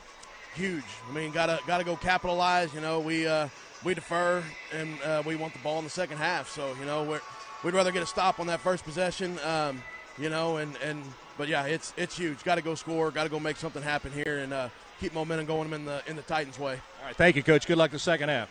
Coach Mike Dunn, again, his Titans down 19-14, but a half of football still to go. Thank you, Ed. And there you see the starting quarterback for the Titans, number 3, Cash Ferris, a junior who replaced Reed DeQuazy, who you saw come out with Cash from the halftime. And you talk about Cash Ferris being only a junior. Look at the classes for these two teams, Meyer. 45 sophomores for Midwest City, 24 for Carl Albert. Yeah, they got a lot of young guys in the program, and we were talking during the break. I would think Midwest City was probably one of the smaller teams in 6A1, but they're probably one of the larger teams in Class 5A, and that sophomore class kind of jumps out at you there. Both with 12 seniors, juniors about the same as well, and we've seen some of these sophomores on both teams make plays. And you mentioned Cash Ferris. We can do a lot with that name, Cash. Boy, he better be good. I mean, he gets to be he's a baseball guy. But no, this is two teams that have bright futures in front of them, looks like. Good now, but good in the future, too. He's a baseball guy committed to OSU, and don't you think they're lining up for NIL deals already? Mm-hmm. I mean, I could write that one. Yes, athletes signing or not signing, but committing earlier nowadays, and it's just crazy what's going on in sports. So let's look at the upcoming schedules for at least the Bombers. We will see them in a couple of weeks against PC North, who is leading tonight over PC West by a score of 14-7 at half. Next week, they're taking on inner-city rival Del City, and now Carl Albert. They will be at home against Muskogee before they go on the road to Elk City, Lawton Ike, Shawnee, Southeast, Bishop McGinnis, which we had last year, which is always a great game and has been a state final several times. Guthrie, who is winning tonight big time, 20-0 over their opponent. And, you look at Carl Albert last year, Myron, they lost their first 2 games of last season to Midwest City and Del City and came back and losing to Collinsville in the finals. So if they start 0-2, that is not unusual for Carl Albert. They're not out of it, put it that way. No, not at all. And they made a run of lost in the semifinals and of the state playoffs, and that broke a string of 5 straight state championships. And I know the people are disappointed with that, but that's still a pretty good run. So yeah, they'll be fine. They get the quarterback back here in 5 weeks or whatever. As Midwest City, you go from Carl Albert, now you go play Del City, another group of guys fairly well. You grew up playing pee-wee ball with and against and things of that nature. So their first 2 games are emotional games that they'll have to get up for. But first things first, they got to take care of the second half of this one. And it's very interesting. A lot of interconnections with the coaching staffs here within the inner city of Midwest City, because you look at the defensive coordinator for the Midwest City Bombers in his second year, Tyler Cade, actually coached at Del City with Mike Dunn when Mike Dunn was head coach at Del City. Yeah. And, of course, Mike did a good job at Del City, but he's a guy that played at Carl Albert. It was coming back home for him, replacing Mike Corley, who had won state championship. Interesting enough, Mike Corley is on his staff. Yeah. He didn't get out of coaching. He just stepped down from the coaching, the head coaching business. And Mike is also Dunn is also the athletic director or whatever. But, these guys, there's a lot of connections there. And, of course, we mentioned Darrell Hall earlier, had coached up in Tulsa. I know about Darrell. Darrell played at Fox as a high school kid. I covered them when I lived in Ardmore. My first job out of college was with the Daily Ardmorite in Ardmore, and we covered the Fox Foxes. Yep. The only team I know that has their mascot as the name of the town. I think Fox that's, Foxes. I had my uncle was a basketball coach down at his first head coaching job, and he was a boys coach when Darrell was a student there, and that's connection that he always asked about is Cliff Cotton, and Darrell's been successful wherever he's been. But I think he's pretty comfortable in Midwest City. They've got a pretty good program going. And you look at football in southern Oklahoma, what programs? Ardmore, Velma, Alma, teams like that. Duncan, yes. So Ada, who is beating Ardmore tonight, by the way, on week 1. That's a huge matchup. Ada Ardmore is always a big matchup. So, and of course, we got this matchup. 22 state titles between the two schools. And here we go with quarter number 3, 19-14 as we start. And here is the Ortho Central kickoff. Carl Albert will receive the second half kickoff. And it will travel out of bounds. And so Carl Albert will start on offense. That's probably the best thing that's happened in the kicking game for him, because Carl Albert has really picked up a lot of yards in the return game. Be interesting to see, like I said, this first drive. You heard Mike Dunn say that they want to score on the first drive. And if they do, that'll be a big momentum shift for them and really put the heat on Midwest City. So we'll see if they can take how they ended the first half and take it into the beginning of the third quarter. So here's the opening play of the second half. Ferris will hand it off to Robinson. And he breaks the tackle up across the 45. Picks up a Carl Albert first down. Good run there on the opening drive. That's some power football there, but you heard Mikey, and he does have good speed. And think about a big guy like him. He kind of wear on you, you know. Okay, you hit him in the first quarter, second quarter, third, late third, fourth. Boy, it gets hard to tackle a guy like that. Here is Ferris, and his pass is caught right across midfield. Trey Washington on the reception. A gain of 4, second down and 6 now for Carl Albert.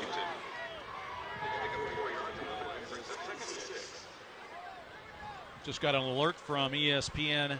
I don't think I've ever seen this, and of course Davis Dunkelberger, our statistician, showed me at halftime. Virginia Tech football game tonight is delayed because the coaches are stuck in an elevator. I don't think I've ever seen that. Here is Robinson switching directions across the 30 down to the 27-yard line for a first down. An Oklahoma Ford dealer's first down for the Titans, and here it is again. He's like a runaway train. He looks for a little crease and finds it right there. And now he's just got that power going, and like somebody tackled the guy, and he's a load, man.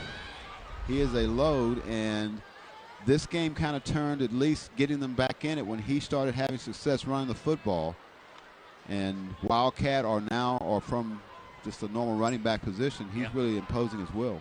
6'2", 225 pounds, and he uses all of it. Here he is again along the right side, and they tackle him low that time. Good tackle in the secondary by Aiden Brown. That's how you tackle a big guy, right? You tackle him at the knees, not up top.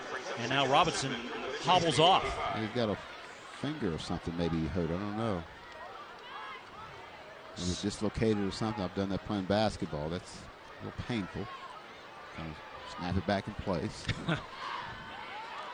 You're tougher than I am. Yeah, I get mine caught in jerseys sometimes. Caden Davis takes over in the backfield for Robinson to Ferris's left. Ferris passes down in the ground. Incomplete. It is now 3rd down 7 for Carl Albert. Ferris is a pretty good ball handler in terms of being able to those fakes, and you think somebody's got it. No, he's got it. He's throwing it. He's pretty good at that. I'm sure they got a Statue of Liberty play somewhere that they want to use. I bet he'd run that really good. Yeah.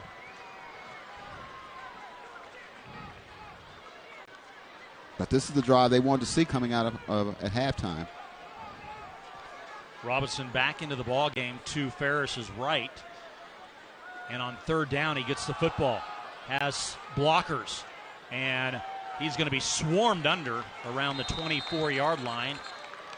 And it's going to be short of a first down.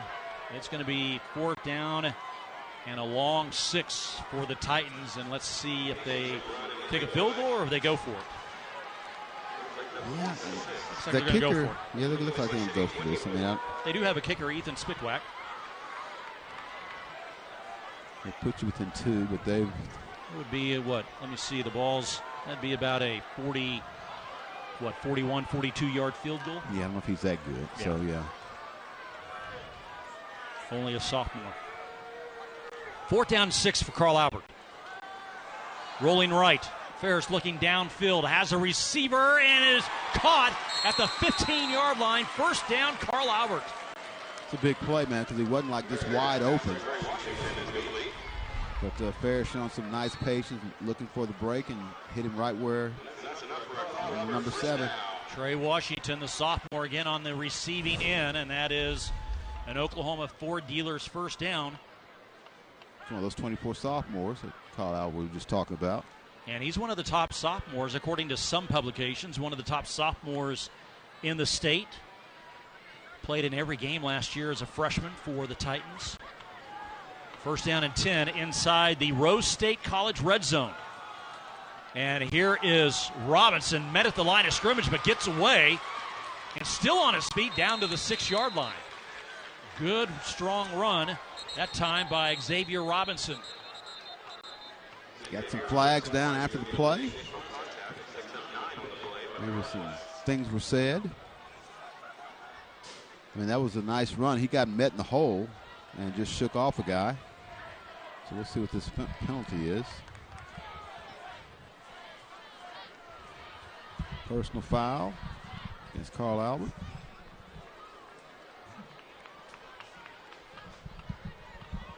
That's not what you want. You just picked up a nice gain. You're at about the 6-yard line. You get marched back 15. That is not what really, some steaming coaches on that sideline now. Yeah. We set up a pretty good situation. Takes away a great run by Xavier Robinson. Mm-hmm. So now it's second down, and they're going to call it second down and 17. Ball is spotted back at the 21-yard line. High snap. Handoff goes to Robinson. Takes his time to try to find a hole, and it collapses quickly. He only picks up a yard. It'll be third down and very long now for Carl Albert. Levi making a tackle this time. They're calling his name running the football. He says, I can make tackles too. Robinson looks hurt. Yeah, he's been holding that hand or something. I'm not sure what it is, but he's shoulder, maybe. His left shoulder. See if what Ed Murray can find out after this series. Here is the third down and 16 plays. So let's see how he responds to a hit on that shoulder. Ferris is going to pass, throws it up to the end zone, has a receiver in and out of his hands, incomplete. He was looking for Washington, but good defense by Jalen Woody of the Bombers, and it's fourth down. That would have been a heck of a catch. He had to kind of twist his body to get, got hands on it, but couldn't pull it in. He's looking for a flag, but there's no flag there. It's good defense. Yeah. So now they will try a field goal. Here is Ethan Spickwack. This is going to be a 37-yard field goal attempt.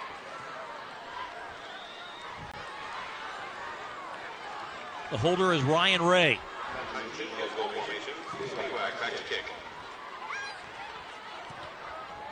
It is long enough, and it is good.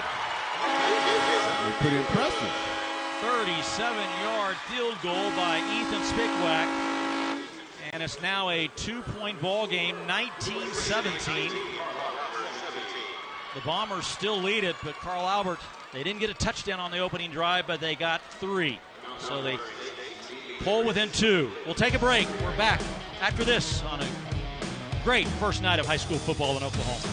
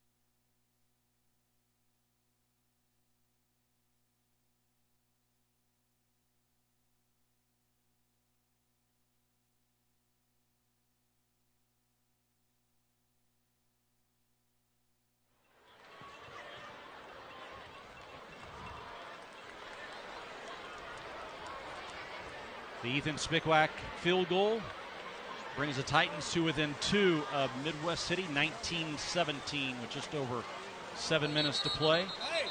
65-yard drive for Carl Albert to start the second half. And you look at the stats for the first half, 247 total yards by Midwest City in the first half, only to 70 for Carl Albert, but it's still a tight ball game. Yeah, because Midwest City was driving the ball and scoring. And Carl Albert got a touchdown for a kickoff return, short fields to work with because of some nice returns. That really only long drive was there at the end. So, and really, if you're Mike Dunn, you're happy you scored, but you say it should have been a touchdown. That penalty really took you out of it. Most likely would have been a touchdown to take the lead. And now you really worry about the health of Xavier Robinson, who obviously has a shoulder injury. So here is Spickwack for the Ortho Central kickoff, and it is going to go out of bounds. And so they're kind of doing what you asked in the first half, Myron, kick it out of bounds, and both teams have kicked it out of bounds to start the second half. Yeah, you're not really able to get it to the end zone or kick it deep, and guys are feeling it like at the 25 or whatever, 30 sometimes, and running it back to midfield or a touchdown, further, or touchdown. Yeah. You might as well kick it out of bounds, so just take it 35. Yeah. So here are the Bombers, their opening drive of the second half. 4 wideouts to the near side for Midwest City. I've not seen this formation yet tonight. And here is D'Angelo Irvin. These diamond formations look like something Mike Leach would draw up or something. Or seen this a little bit in college. And Irvin's going to go to the right side, and he's going to be swarmed under and tackled way back at the 29-yard line, maybe the 30, so it'll be second down and long. Let's go downstairs to Ed Murray as injuries mount up for the Titans. Well, Robinson, when he came off the field, he really was shaking that left shoulder. He is right now in the offensive huddle under their offensive tent looking at plays. He is not getting treatment. Doctors are not looking him over, so it looks like he's going to play through that. A bigger concern for Carl Albert, Tayshawn James, number 5, their big stud, big hitter on defense. He just walked off the field limping with his left leg. Looks like he's cramping up. And here is Irvin. His pass is incomplete. And Ed brings up a good point for Tayshawn James, the Iowa State commit in the secondary for Carl Albert. He, in the second half, struggled through some issues as well with cramping. Talking to Mike Dunn about that, he has rhabdomyolysis. And a lot of people don't know what rhabdomyolysis is, believe it or not.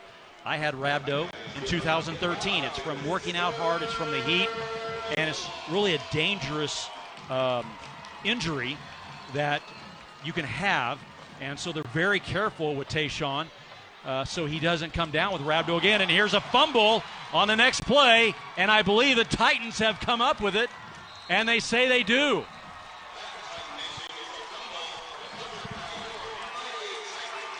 So the first mistake by Midwest City gives the football back to Carl Albert at the Midwest City 25-yard line. They've come close a couple times. Remember the first half with could have been fumbles, and of course they were holding and not accept that, take the fumble. But had a couple times first half where they were close. Was it a fumble? Was it not? And they've gotten away with it, and the ball's just too far away from his body. Knocked out by one of the defensive linemen. And let's see who made the recovery. I'm not for sure. Kind of poked away from the backside there. Well, the Titans have it first down and 10 at the 26. 6 minutes to go, third quarter. Robinson back into the ball game and carries it down to the 20-yard line. 6-yard carry brings up second down and 4. Look pretty good there. And this is a big moment for them. Great field position. 15 carries so far tonight for the big man. Has to be getting close to 100 yards. Second down and 4. Here's the snap, and Robinson back up the middle, gets a first down. And actually they say he fumbled it, and Midwest City says they had the football. Well, let's see. And I believe the referees agree. The Bombers take over.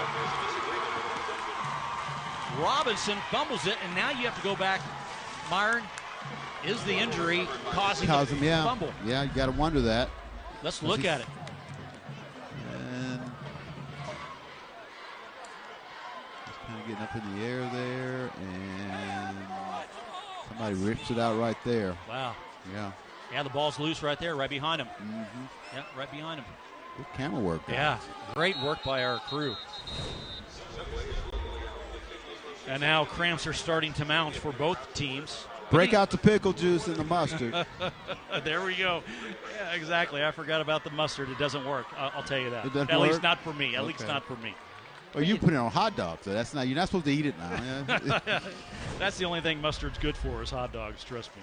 So here we go. The backside. There it comes out right there on the hit.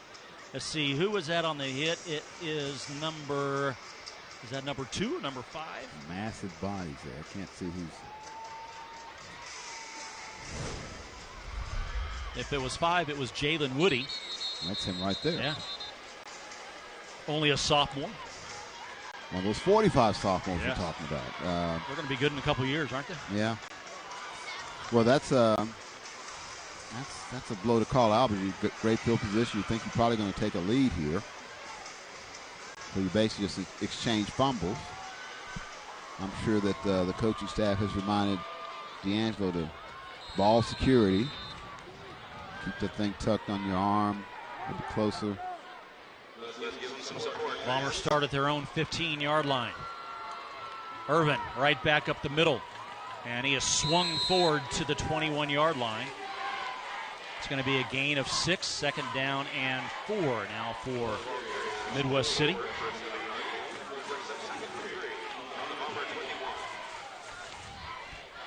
They've done a better job of limiting his big plays. He was really gashing in the first half.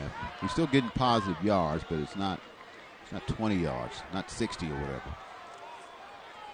Here's the handoff, right side. First down, Midwest City across the 25 to the 27. Jalen Woody. I just checked.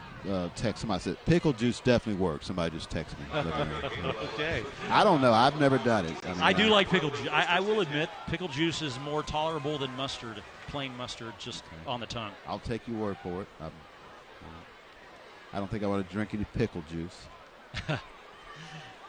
You like it cold or warm? I would drink it cold, and the only time I've had it, let's not say I drink it all the time, because I don't, is when I was doing an Ironman triathlon, the Redman triathlon at Lake Hefner, which I'm sure you know about. Oh, sure. I do that all the time. Here is Irvin. Oh, he breaks away across midfield to the 40, down to the 35, and slips out of bounds at the Carl Albert 30-yard line. That's so much for having him corralled. I mean, he's like a water bug, just kind of skating along there. And he's just he's fast and he's quick. Watch this little move right here. 42-yard run by the quarterback. First down and 10 in Oklahoma. Ford Dealers first down. Quick pass out to the right. And they are in trouble back at the 35. Breaks the tackle down the sideline. And finally knocked out of bounds around the 23. What trouble? Exactly. He knew exactly what he was doing, he said. Yes. William Broyles on the carry. No relation to Ryan. Look at that. What a move, though. Yeah. First time we've called Broyles' name tonight. He's a senior, 5'8", 155. One of the top receivers a year ago for Midwest City.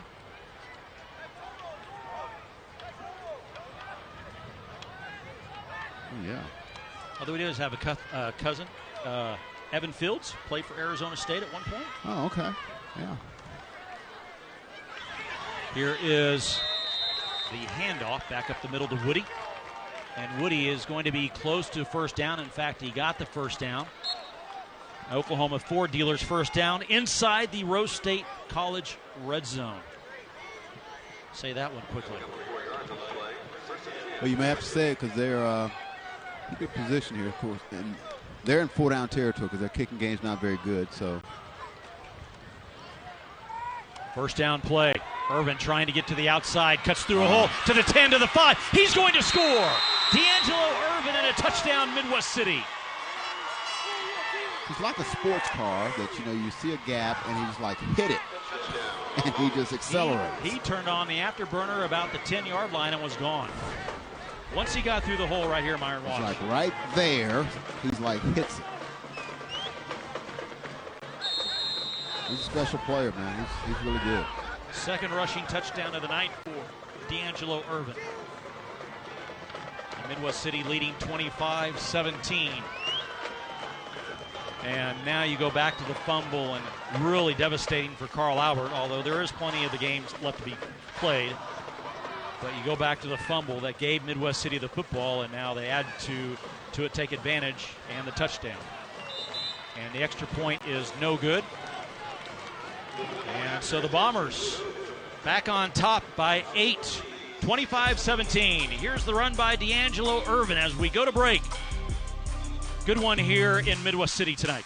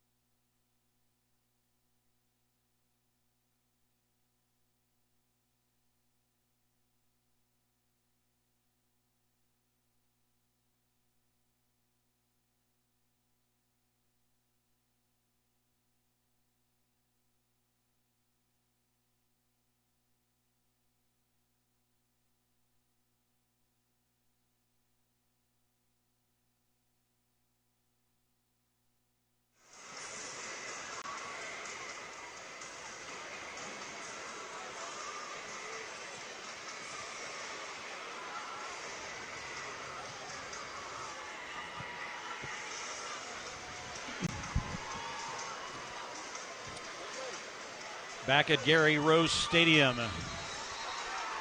Carl Albert Middle School Complex. There you see D'Angelo Irvin, touchdown runs of 64 yards and now 19.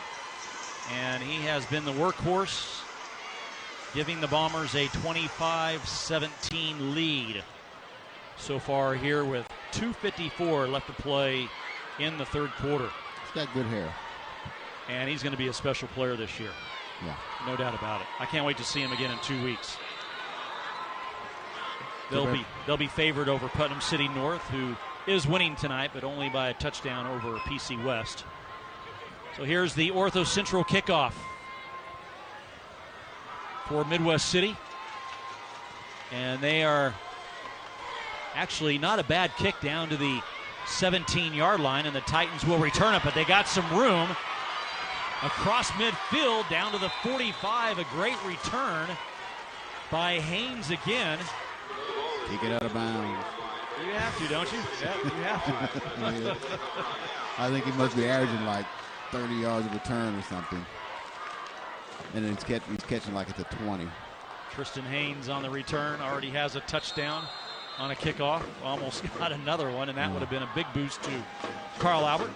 So now we see the Titans offense again. They fumbled on their last possession, which led to the Bomber touchdown and a 25-17 lead. First down and 10 from the Bomber 44-yard line. Here's the handoff to Xavier Robinson back into the game. He fumbled his last carry, and now some extracurricular activity after that play. Sometimes he just kind of moves the pile with them, even when they're there. So he always gets an extra 3 or 4 yards, it seems like. Pickup of 7, second down and 3 now for Carl Albert. Clock continues to run. It's a one possession game. Carl Albert could score and go for 2 and tie it, which would really make things interesting. What a great game, though, to start the season. Let's hope all 10 are like this. Next week should be a great game as well. Here is Robinson over the left side. There's a flag thrown late. He breaks free, runs over a tackler at the 12, out of bounds at the 10, but let's see what the flag is. It was thrown in the middle of a pile. Maybe a hold or something. It's going to be on Midwest City, Myron. Ooh. Yeah, they got Midwest City on something, I believe. He signaled that way. Hands to the face or something. And here is Brandon Friesen. Chop block. Defensive chop block.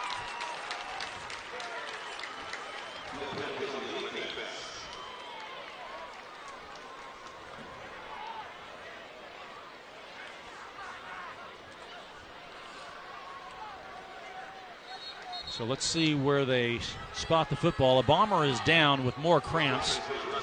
And there is big number 56, Khalid Knighton. He's going to have the interception right there, maybe. Yeah, I missed it, but somewhere back up in there. Looks like he's okay. These warm, humid nights are not good to big boys. No, those cramps, I mean, this time of the year, even though I say it's cooled down, it's still humid. It's not cool up here. A little warm up here, but still a great view. Appreciate our folks here at Carl Albert.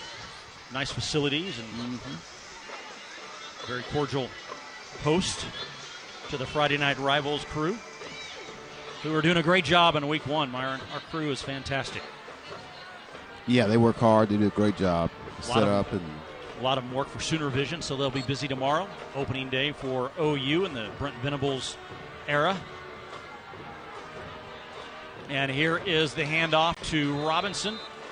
Right back up the middle, just shy of a touchdown. He's tackled at the 1. Yeah, I don't think they'll be too complicated on this.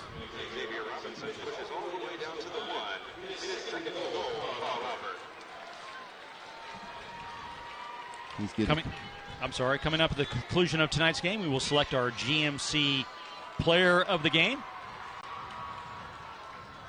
Robinson in that list. D'Angelo Irvin. Tristan Haynes, yes. Here's the second down and goal play. Direct snap to Robinson, left side, touchdown, Carl Albert. And they're within 2. Like I say, you're not going to be too complicated here. Give it to your, who's been your best player tonight.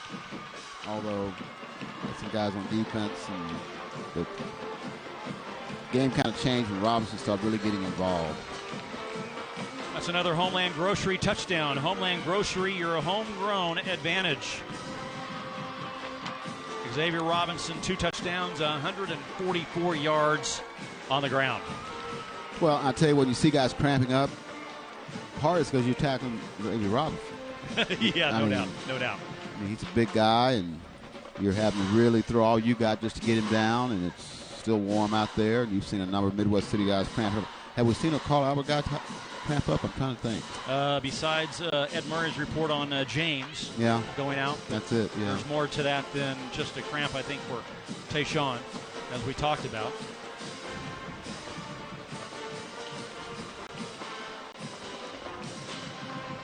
So we got the potential for a tie game here, and that young man, D'Angelo Irvin's going to have to probably make some plays, and Midwest City's going to pull this game out. He's made a bunch of them already.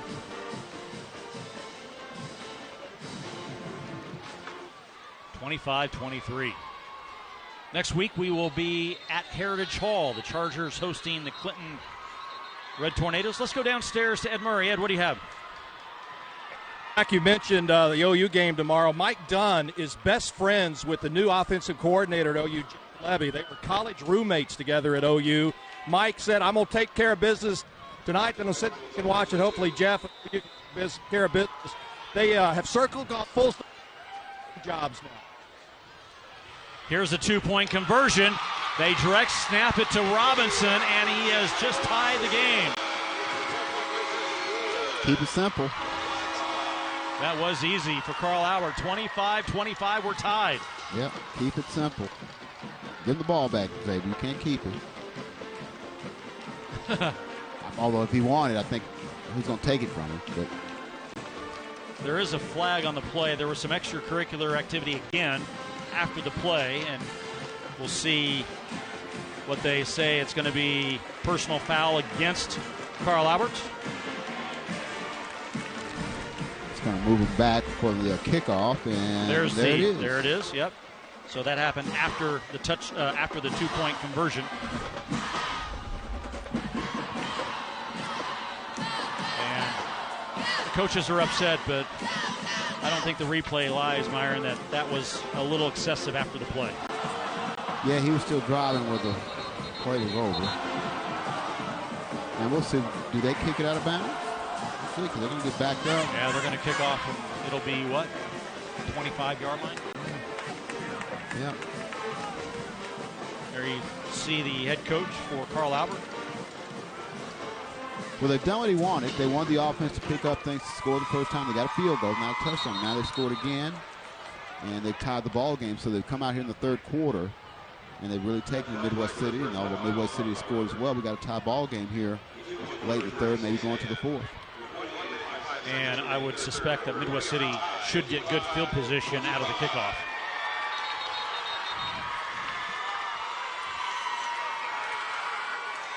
Really interested to see Jeff Levy's offense tomorrow in Norman, aren't you? Yeah, and I know at Ole Miss last year they ran on average about 15 more plays a game than Oklahoma did last year. Now Oklahoma was not up tempo like they had like in the they years have past. been. Yeah. But well, we saw up tempo last night for a while with OSU. Held on. I shouldn't say held on. They were in control, but it did get a little interesting late in the game. Yeah, for a sportscaster like me, I'm like, guys, I've done my highlight package. You need to go hang on. I don't have to redo this stuff and add Central Michigan scores or whatever. Yeah. But Spencer Sanders was something else last night. Oh, he looked good, didn't he? Running and throwing, yeah. Yes. Here is Ethan Spickwack for the Ortho Central kickoff after the touchdown in a tie ball game. A good kick by Spickwack all the way back to the 15-yard line. The ball bounces. You got to get on it. It's free. And finally picked up by Midwest City at the 25. When they needed a huge kick, Spickwack comes through. Yeah, he surprised Midwest City. They weren't expecting one that deep. Went over everyone's head. Yeah.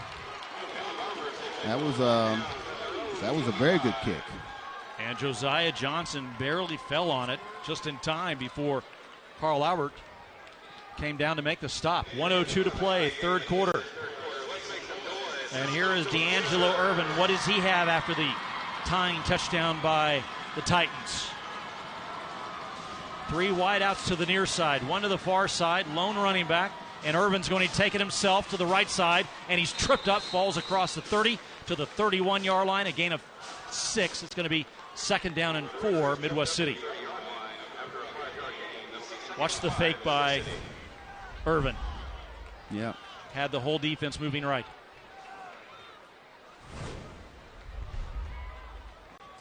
D'Angelo Irvin versus David Robinson. That's what he's turned into. It has, yes.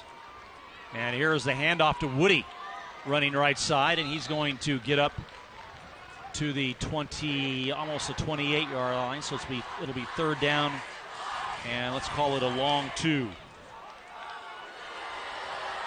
Midwest City 203 yards on the ground before that carry, so about 206 on the ground.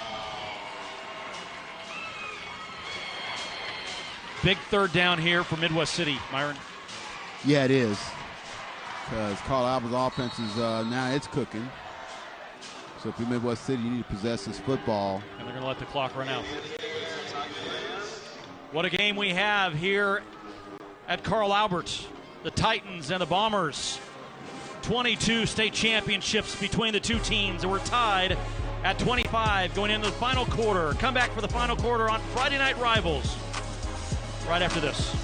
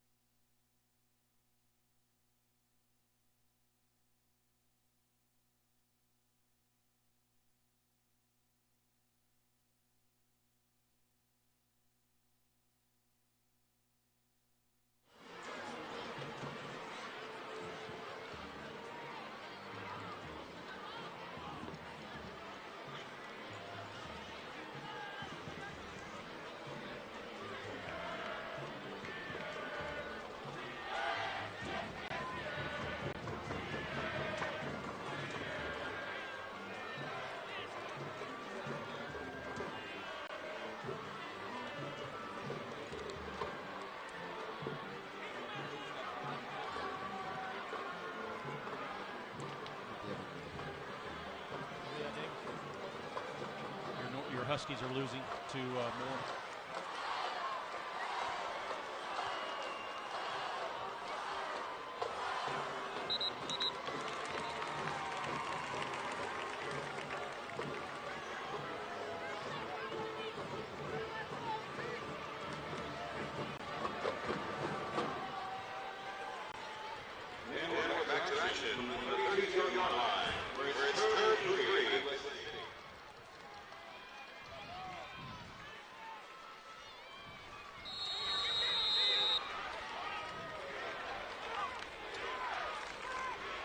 Welcome back to Carl Albert, 25-25 as we start the fourth quarter in a great opening night contest between these two schools as D'Angelo Irvin picks up a first down for Midwest City across the 40 to the 41.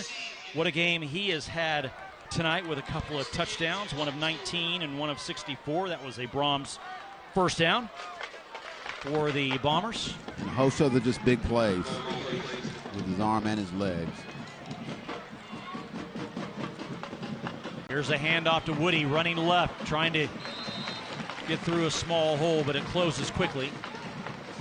And he picks up one. It's going to be second down and 9, and William Broyles is limping off with a cramp.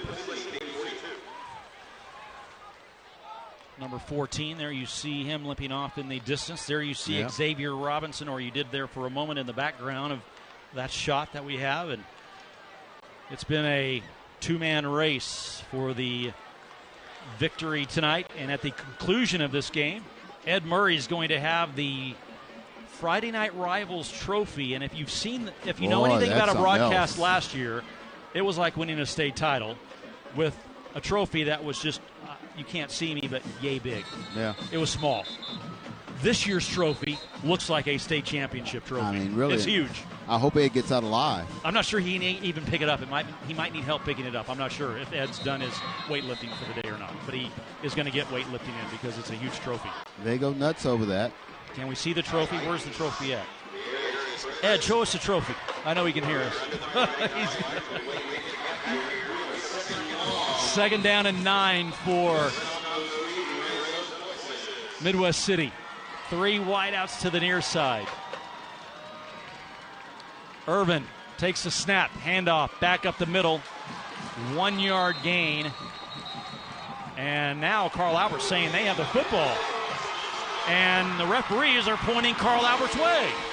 Wow. And I'm going to say it was number 12, Jakari Carter. He's pretty happy. Who ripped it away, yes. Ball security for both teams has been a problem. Let's see where it is. Massive ball. Yep, there it is, right there. Yep, there it is on the ground. Picked up by Carl Albert, no doubt about it. Good call by the referees, and now the Titans have it at the Midwest City 42-yard line. Here is Ferris. He hands off to Robinson. And the big man across the 40 down to the 38-yard line, a gain of about 4. Second down and 6, and there is Khalik Knighton, a senior, 6'2", 280. I like him a lot. Already has an interception that led to a touchdown for Midwest City. One of the leaders on this team now this year, last year, 19 tackles as a junior. Starting off with a fantastic game tonight. Here is the second down play for the Titans. High snap. Hands off to Robinson with the room up the middle to the 15, to the 10. He's going to score, and the Titans have taken the lead. There's that 4-5 speed that Mike Dunn was talking about. He got a crease and had a lot of guys around him, but they couldn't get close enough to get him. Let's watch Robinson again on the 38-yard touchdown run. Yeah. Right back with the middle, Myron, and you have it. Yeah. Wow. He's got a lot of bodies around him, and he's a big guy, but he shows he's got some speed, and nobody could lay a hand on him. There's a little bit, but you're not going to slow him up with that. It is a Homeland Grocery touchdown. Homeland Grocery, your homegrown advantage. And here is the point after it's tipped, and it is good. And the Titans lead it 32-25 with 10.5 minutes to go here in week 1. What a great start to our Friday Night Rivals Season 2. We're back after this.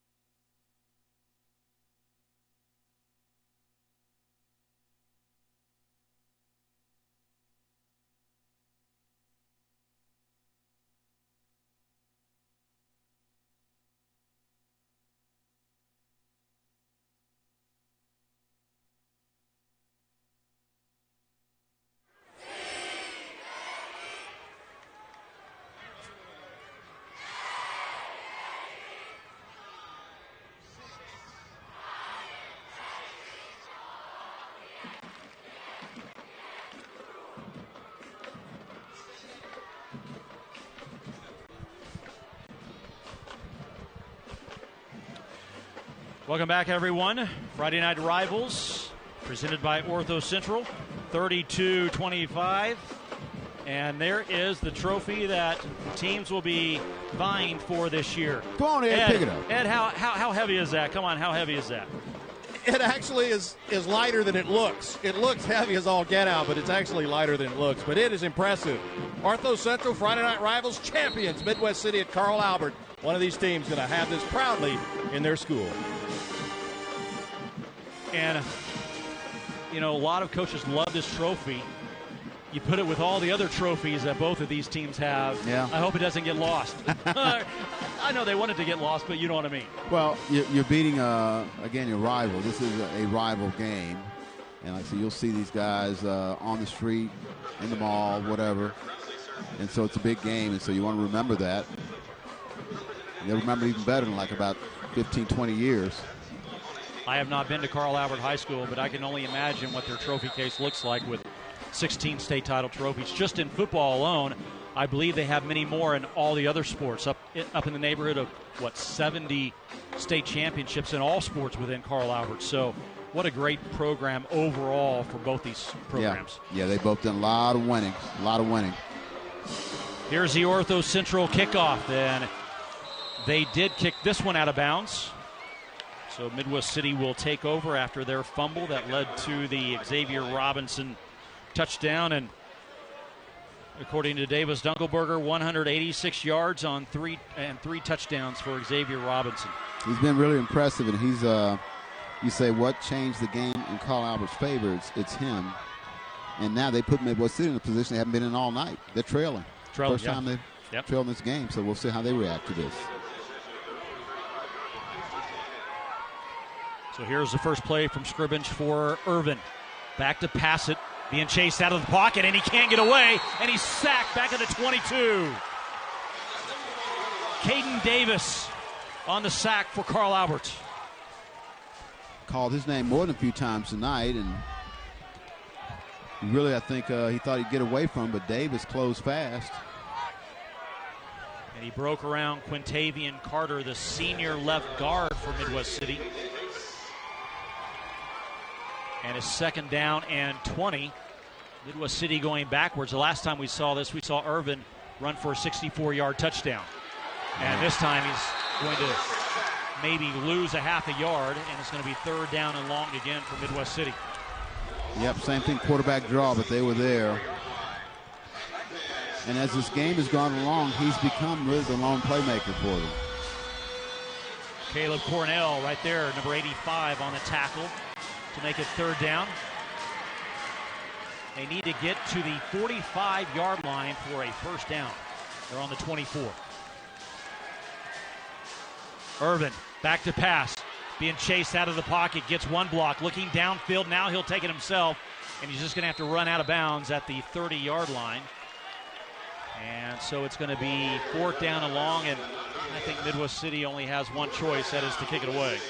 Yep, you got to kick this away, and I don't know. Irvin's the punter. I think this is the first time they punted all night. Yes. Yeah, so we'll see how good he is at that. Let's see who is back deep for Carl Albert. It's going to be Tristan Haynes. He's already had a kickoff return, so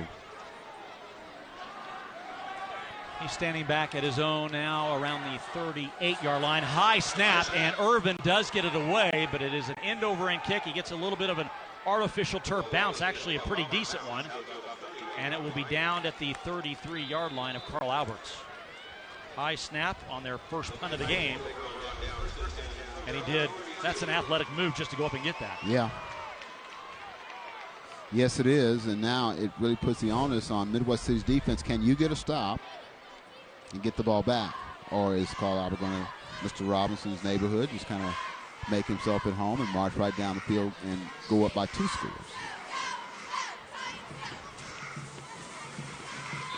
186 yards on the ground for number 21 so far tonight. 3 touchdowns. 9:08 to play in the game. 32-25. Carl Albert out in front.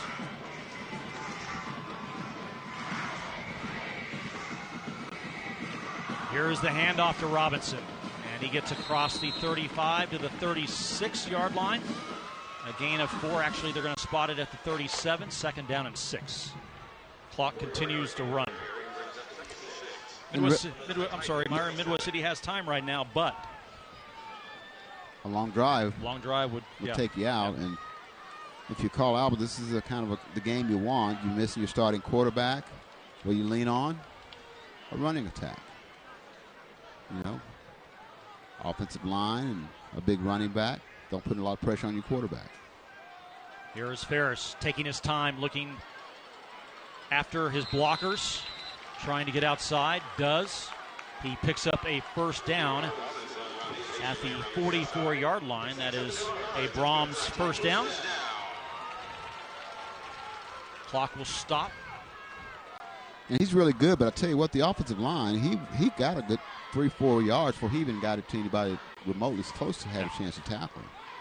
Very patient on where he's going. He lets his blocker set up first before he actually finally decides to go somewhere. First down and 10, 44-yard line. There's the snap to Ferris. He's going to hand off to Robinson, again following a blocker. Gets up to midfield before he's swarmed under and tackled after a 6-yard gain. 2nd down and 4 now for Carl Albert. Keeping it on the ground and in play. Watch how patient 21 is, Mark. Yeah, and see, look at the guys up front. He hadn't been touched yet. Okay, that's finally somebody, but now he's another 4 or 5 yards up the field before it takes 2 or 3 guys to get him. Following big number 72, Gary Ray, and big number 52, Brock Johnson. Gary Ray moved from center a year ago outside. Here goes Robinson again. Down the sideline and pushed out of bounds. Touchdown saving push by Midwest City. Felix Fuentes knocks him out. Got a flag at about the 47-yard line. Holding on Carl Albert, so the play is coming back. Mike didn't like that done. He's like, goodness gracious. Are you sure? But still, again, and there's a hold in there, right? Maybe right there. But right there on number 1. It was a wide receiver with the hold, it looked like, right there at the very end. Big guys just wear on you. I mean, it's the 4th quarter. You say, here he comes again. And now, he will sleep well tonight, Xavier Robinson, because he's going to be tired, too. He might have to take an ice bath as well, I would think. That's the new thing. Besides your pickle juice and mustard, ice baths. Ice bath with cold pickle juice. Pickle juice iced over, Ball back at the 39, 2nd down. And the handoff, this is not Robinson. I have no idea because I have not called anyone else's name besides Robinson in the second half, and that is Caden. Caden Davis. Yes, I couldn't get Davis out of my mouth. Yes. He looked pretty good there. He can get his shoe back on. I'm trying. He wants to stay in. He's like, I got the ball, man. I didn't have to tackle anybody. I got to run with it. He's had a great night on defense. Now he's got a couple carries on offense. Only a sophomore. First non-run by Robinson in the half. And here is Davis again. And it's going to be 4th down for Carl Albert. Clock is running, under 6.5 to play. Midwest City got to stop thanks to the holding call. Mm-hmm. And they'll get the football back with 6 to play and a touchdown behind. But now you're looking at, Myron, we know Midwest City's kicking game is not great. If they can score, what do? You know what? I'm going for 2 if you get in that situation. I think of that. It's a non-district game, yes. They haven't shown that they could reliably kick extra points. Procedure on Carl Albert, so we'll go back 5 more yards. Not really the thing that they wanted because that will give Midwest City better field position.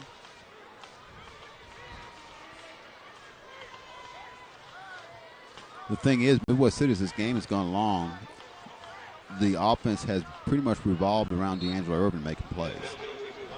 Yeah, no doubt about it. And so if you're Carl Albert, you're going to load up on him and say somebody else beat me. Trey Washington is the punter for Carl Albert, and with the clock running, he's going to wait until the play clock gets down under 10. Right now it's at 10, and here we go. Game clock at 5:35. And this is almost blocked, and he does get it away, and it's a good kick as it bounces out of bounds around the 20-yard line. That was, I'm not sure how that didn't get blocked, but yeah, they got close. Lucky. Watch this. They had 3 players right there. All 3 missed it. Yeah, if he could have come with a better angle, because I guess he had gotten blocked out there. Can't make out that number 45. I think that's what it was. But and 20 and 28. There's Lazera again. Actually, Jamel Maxwell. I apologize. So Midwest City has it down a touchdown. First down and 10 at their 20-yard line. 5:26 to go in the game. Irvin takes it himself, trying to break free. And he's going nowhere, going to lose a yard. And Carl Albert may have figured out they're going to put the ball in Irvin's hands, win or lose. And right now, Carl Albert getting the better of him. Yeah, you need somebody else to make a play, just if for no other reason, to give Carl Albert somebody else to look at, because they're all zeroed in on number 10 right now. Cody Longstreet, number 22 on the tackle for Carl Albert. Here's 2nd down and 11. Irvin will pass. Out to the wide side, caught, and dragged out of bounds near the first down marker. I think you got it. Jamarian Hamilton on the reception, 5'11 senior. And a flag is thrown on the play. This is going to be coming back against Midwest City, a holding called on the Bombers. Devastating penalty for Midwest City late in the game, 4:47 to play. Yeah, you get a first down that kind of tends to get the offense going, the drive going, but now you're going to be faced with a 2nd and long situation. I mean, a penalty takes the football back inside the 10-yard line. It's going to be 2nd down and about 20, a long way. 2nd down and long for Midwest City.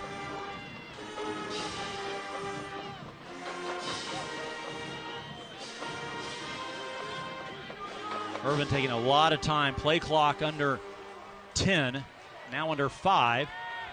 Quick pass out to the near side. It is caught up across the 20 to the 25 to the 30. Still in bounds. On his feet down to the 37-yard line. A first down for Midwest City. Well, if he could stay in bounds, there's more yards to get, but he couldn't. But that's what you need. You need somebody else to kind of loosen things up so everything's not just centered on that guy, number 10. Devin Sissons on the reception for Midwest City and a Brahms first down. Clock is stopped, 4:17 to play. Here's the handoff to Woody. And actually, that is Darian Rogers, and Rogers is stopped for a 1-yard gain. 2nd down and 9. Caleb Cornell on the stop for the Titans. Carl Albert's done a good job. Remember the first quarter, there was a lot of running lanes. Guys open up some big holes. They've made some sort of adjustment or just played better because there's not been these running lanes for the backs to get through. Urban's made some things on his own and done some things, but he's a special player. But give Carl Albert's defense credit. Flag and procedure against Midwest City. Don't forget, Myron, coming up after the game, we got the Dynamite driving drive of the game. A lot of big plays, but we've had a few drives here and there. Oh, yeah. Yeah, we got some.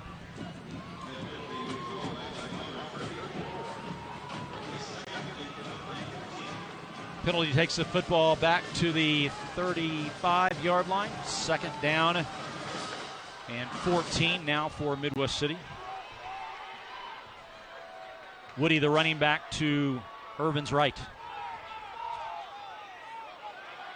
And Irvin trying to go somewhere, running the option to the short side of the field, going nowhere. It's now 3rd down and long. And as strange as this is probably 4-down territory, you got your 3-minute mark. If you punt, unless Robinson's hurt, he gets back in there, he'd run the clock out himself probably. Yes, no doubt about it. Getting late for the Bombers, under 3 minutes to go. 3rd down and long. 4-down territory, no matter where you're at of the field now. Here's a snap to Irvin, looking left, throws it, has a receiver, and he overthrows him at the 40-yard line. It brings up 4th down for Midwest City, and this could be the game. 4th and 14. Well, what are we going to do? I think you got to go. Well, looks like he's going to punt. And you're going to see if your defense can hold. He has 3 timeouts to work with. So. Yeah, that's true. That's true. And 4th and 14. Carl Albert is not going to put anyone back to receive the punt, so they expect a fake from Midwest City. With Irvin, your punter, so that's... This is a high snap again, and he is going to kick it away. Spiraling kick, and he gets a bounce down to about the 32-yard line, and that's where Carl Albert will take over. 2:22 to play. Carl Albert football, and a 7-point lead.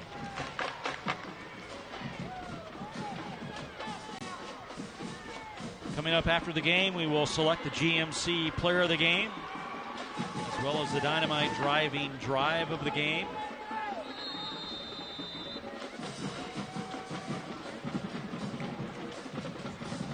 We'll present the FNR trophy that you saw earlier. Ed Murray down on the sidelines to present the trophy to the winning team. Carl Albert already has one of the FNR trophies from a year ago. Here's the direct snap to Robinson, and he's going to pick up 8 yards. Well, the pile just moves. And now a late flag comes in and a timeout. Flag thrown by the line judge on the near side. Yeah. Way after the play, this may be against Midwest City.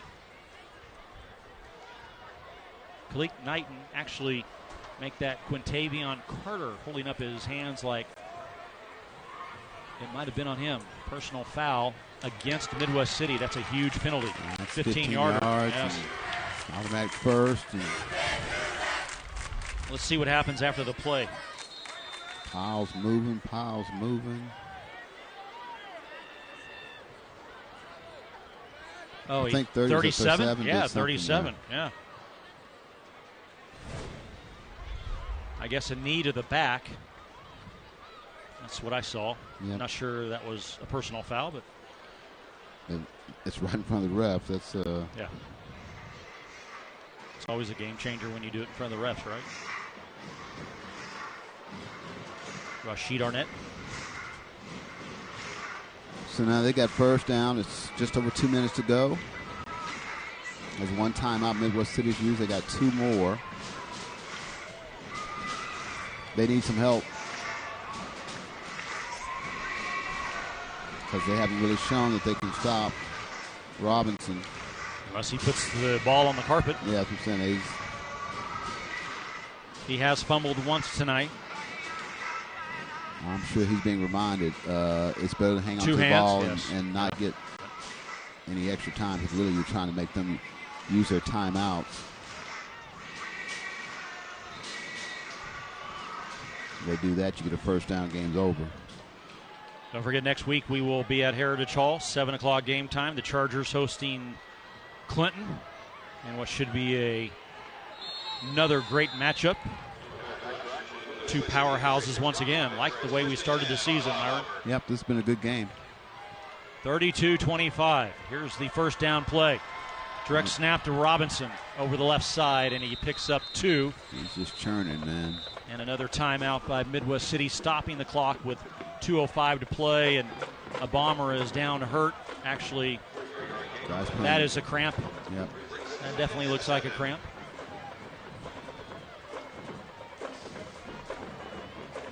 Those things are very painful. Yes, they are. Had a few of those. Oh, yes, no doubt about it. That muscle starts to ball up, and you're like, ooh. I have to say, I've been hampered with injuries the last couple of years. Knee surgery last October. I'm a referee as well, but in a different sport, as most people know, soccer. Came back this year, a couple weeks ago, third game back from knee surgery, and I tear my calf. So I go to Ortho Central, our game sponsor, Ortho Central, and I tell you, Zach Knutson, my orthopedic surgeon at Ortho Central, I can't give it up to him enough. Although he says I won't be back when I want to be back. I don't understand doctors. I'm like a player, right? I want to come back soon. He won't. He won't. But Ortho Central does a great job, and, of course, we appreciate their sponsorship of tonight's game and all of our games this season. But were you running or what? How'd you tear your Yeah, no, I was reffing. Yes, reffing. I had a collegiate game. I'm a collegiate referee. I had Oral Roberts University and tried to get out of the way of the ball, and I forgot that I'm not 20 years old anymore, Myron. Yes, I know how that is. I mean, I haven't seen 20 in a while. And not that a torn calf feels like a cramp. I might rather have a torn muscle than a cramp sometimes, but they're both very painful, I can tell you. Yes. Anytime you're dealing with a calf muscle, it's just, if you've ever hurt your calf muscle, you know what I'm talking about. One timeout left for Midwest City. This is a 2nd down and 8 play at the 44. Direct snap to Robinson. And he's going to be tripped up to the 40, and the final timeout for Midwest City. They won't be able to stop the clock again. They will, if they get a 3rd down stop, and depending on what Carl Albert does, Myron, they would get the ball probably under a minute to play. It's going to be very tough for the Bombers right now. Mm-hmm. Yeah, they need another one of those 64-yard runs. And I would think they might even go for it on 4th down, the Titans. If they're getting 4 or 5 yards of carry, and they're 2nd down, 4th down, and they're 3rd down and 4 right now. If they don't pick up a first down here. Yeah, I don't know. I'll tell you, if that'd be an iffy call, I get it. Yeah, I'd go ahead and punt it and say, okay. Pin them deep. Pin them deep and say, okay. Because they've really controlled their offense, Midwest City offense, the last few drives, because everything's come down to D'Angelo Irvin making a play. Unless Midwest City's got something to pull out of their bag. Some trick play. Carl Albert looks to be in pretty good shape. All right, let's do our dynamite driving drive of the game, and here it is. Here is the fumble by Midwest City, and now Carl Albert recovers the fumble, and now you have the what could be the game-winning drive tonight if Carl Albert holds on, and you have the run by Robinson right here. Yeah, just burst through that, and again, I think it's accumulation of a lot of runs, a lot of people. He's tackling this big guy, and then he breaks a seam, and he's a runaway train. I mean, it wears on you. 3rd touchdown of the night. Here's the 3rd down play for Carl Albert. Can they steal it? Robinson across the 35 to the 34-yard line. That will give them a Brahms first down, and they will win the crosstown rival against the crosstown rival tonight, as that should seal it for Carl Albert. Get your victory formation out there and take some knees. Clock will run after they set the football after the first down. And it has been all Xavier Robinson in the second half, and I think we've found our GMC player of the game. 226 yards on the ground. That's pretty good. That's pretty good. That's a night's work and then some. He takes the direct snap, runs left, has some room, actually going to break it free, runs into his own player. He's going to score. Yeah, he just broke your will. You're tired. Like, here he comes again. You tackle him. Now you go get it. 34-yard touchdown run, 4th touchdown of the game for Xavier Robinson. It's another Homeland Grocery touchdown. Homeland Grocery, your homegrown advantage. Update those stats, by the way. I'm doing it right now. 260 yards on the ground. Yep, here he is. And he's just like a runaway train. And let's go home. That's what everybody's saying. Let's go home. They found themselves a player tonight, didn't they? I remember Mike telling me about him last year. And you always, hate to compare people. But he brought up the name Marcus Dupree. Now, I don't know if he's got the Jets of Marcus Dupree, but, a big guy.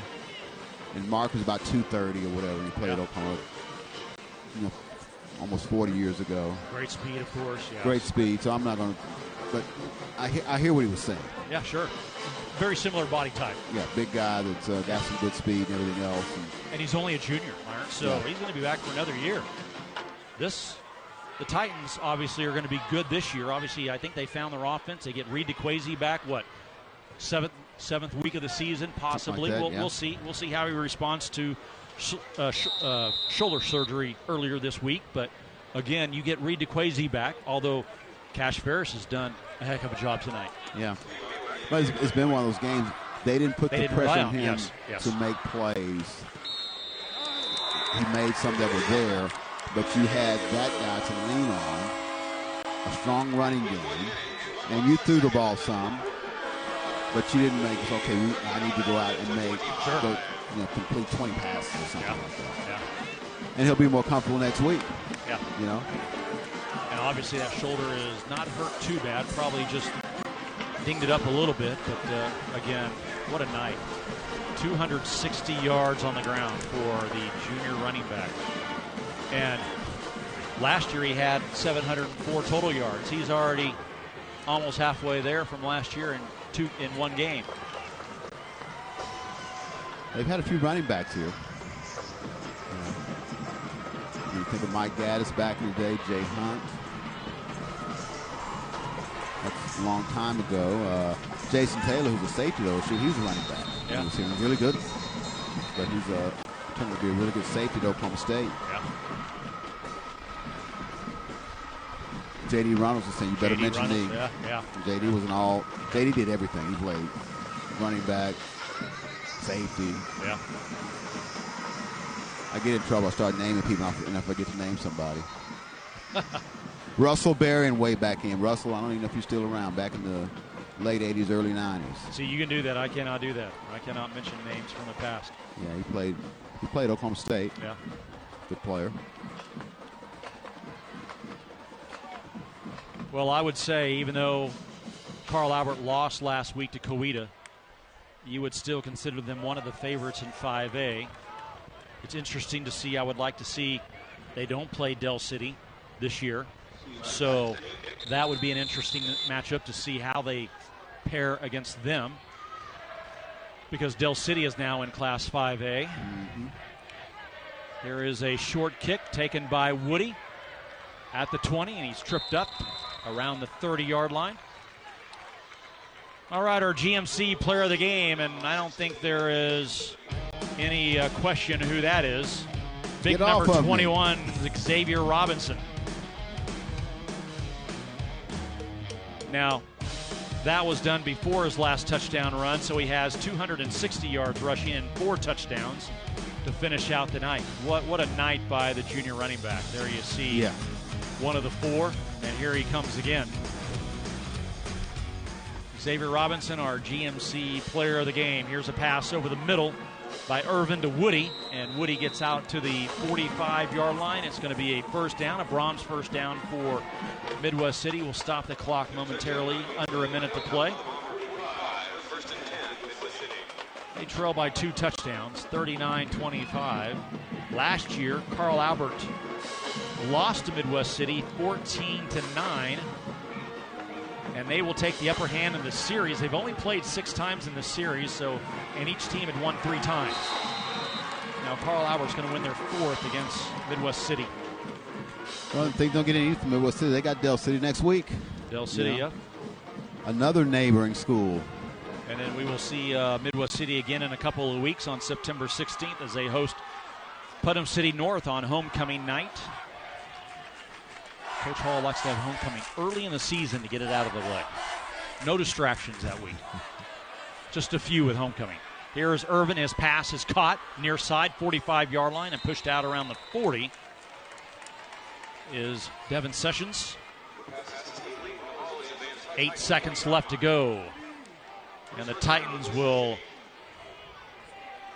move their record to 1-1 on the season with tonight's victory after last week's opening night loss to Coweta.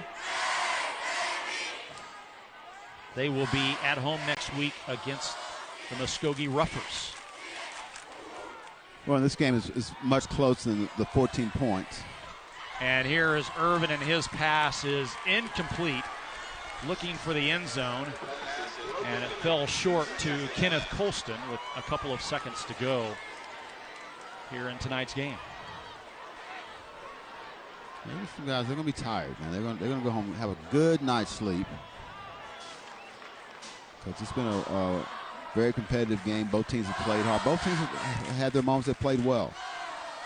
But Xavier Robinson kind of just wore on that Midwest City defense, and not enough to go with D'Angelo Irvin on offense.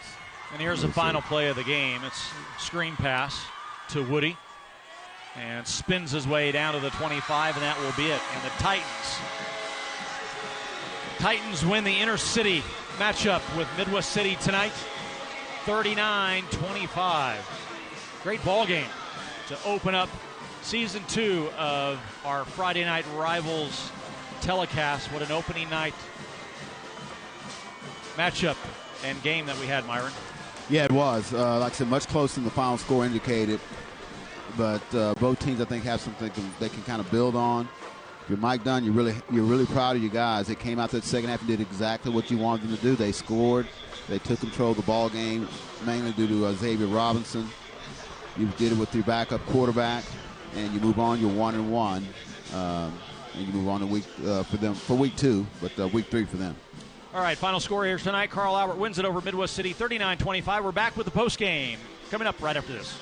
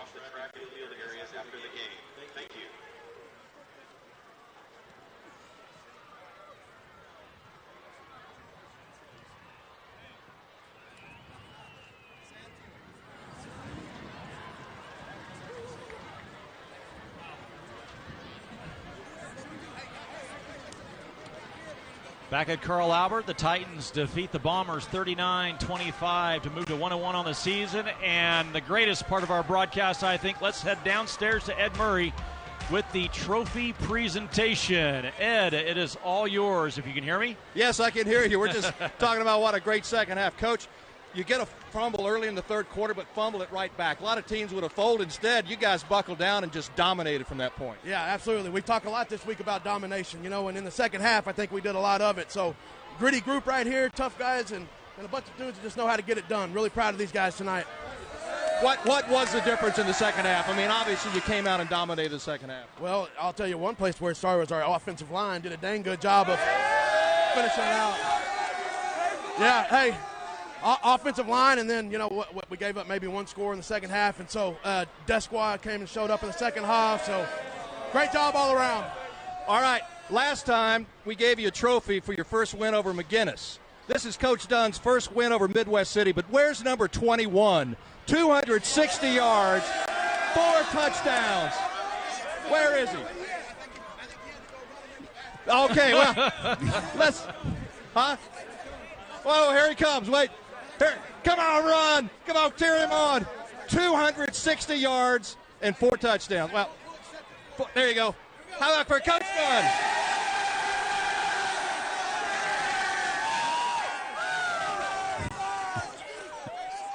Well, they're used to celebrating trophies here in Carl Albert. They pick up their second FNR trophy as they defeat the Midwest City Bombers tonight by a score of 39-25. Well, all of us would like to take a moment to thank the wonderful sponsor partners of our broadcast, Norman Regional Hospital, Ortho Central, GMC, McIntyre Law, and 1-800-GOT-JUNK, who, through their contributions to the program, make these games possible for you viewers at home. We'd also like to thank our other great sponsors for their contributions to our 2022 Friday Night Rivals telecast. High Five Media, Oklahoma Ford Dealers, Brahms Ice Cream and Dairy Store, Rose State College, Homeland Grocery, Dynamite Driving, and the United States Coast Guard. And we'd especially like to thank tonight's participating high schools and their administrators for their continued support. Midwest City High School and our host, Carl Albert High School. Next week, we're at Heritage Hall as the Chargers host the Clinton Red Tornadoes. Game time, 7 o'clock. Our airtime as well. For Myron Patton and Ed Murray, I'm Jack Dambrell. Once again, the final score from Carl Albert. The Titans defeat the Bombers 39-25. Have a great night, everyone, and we'll see you next week.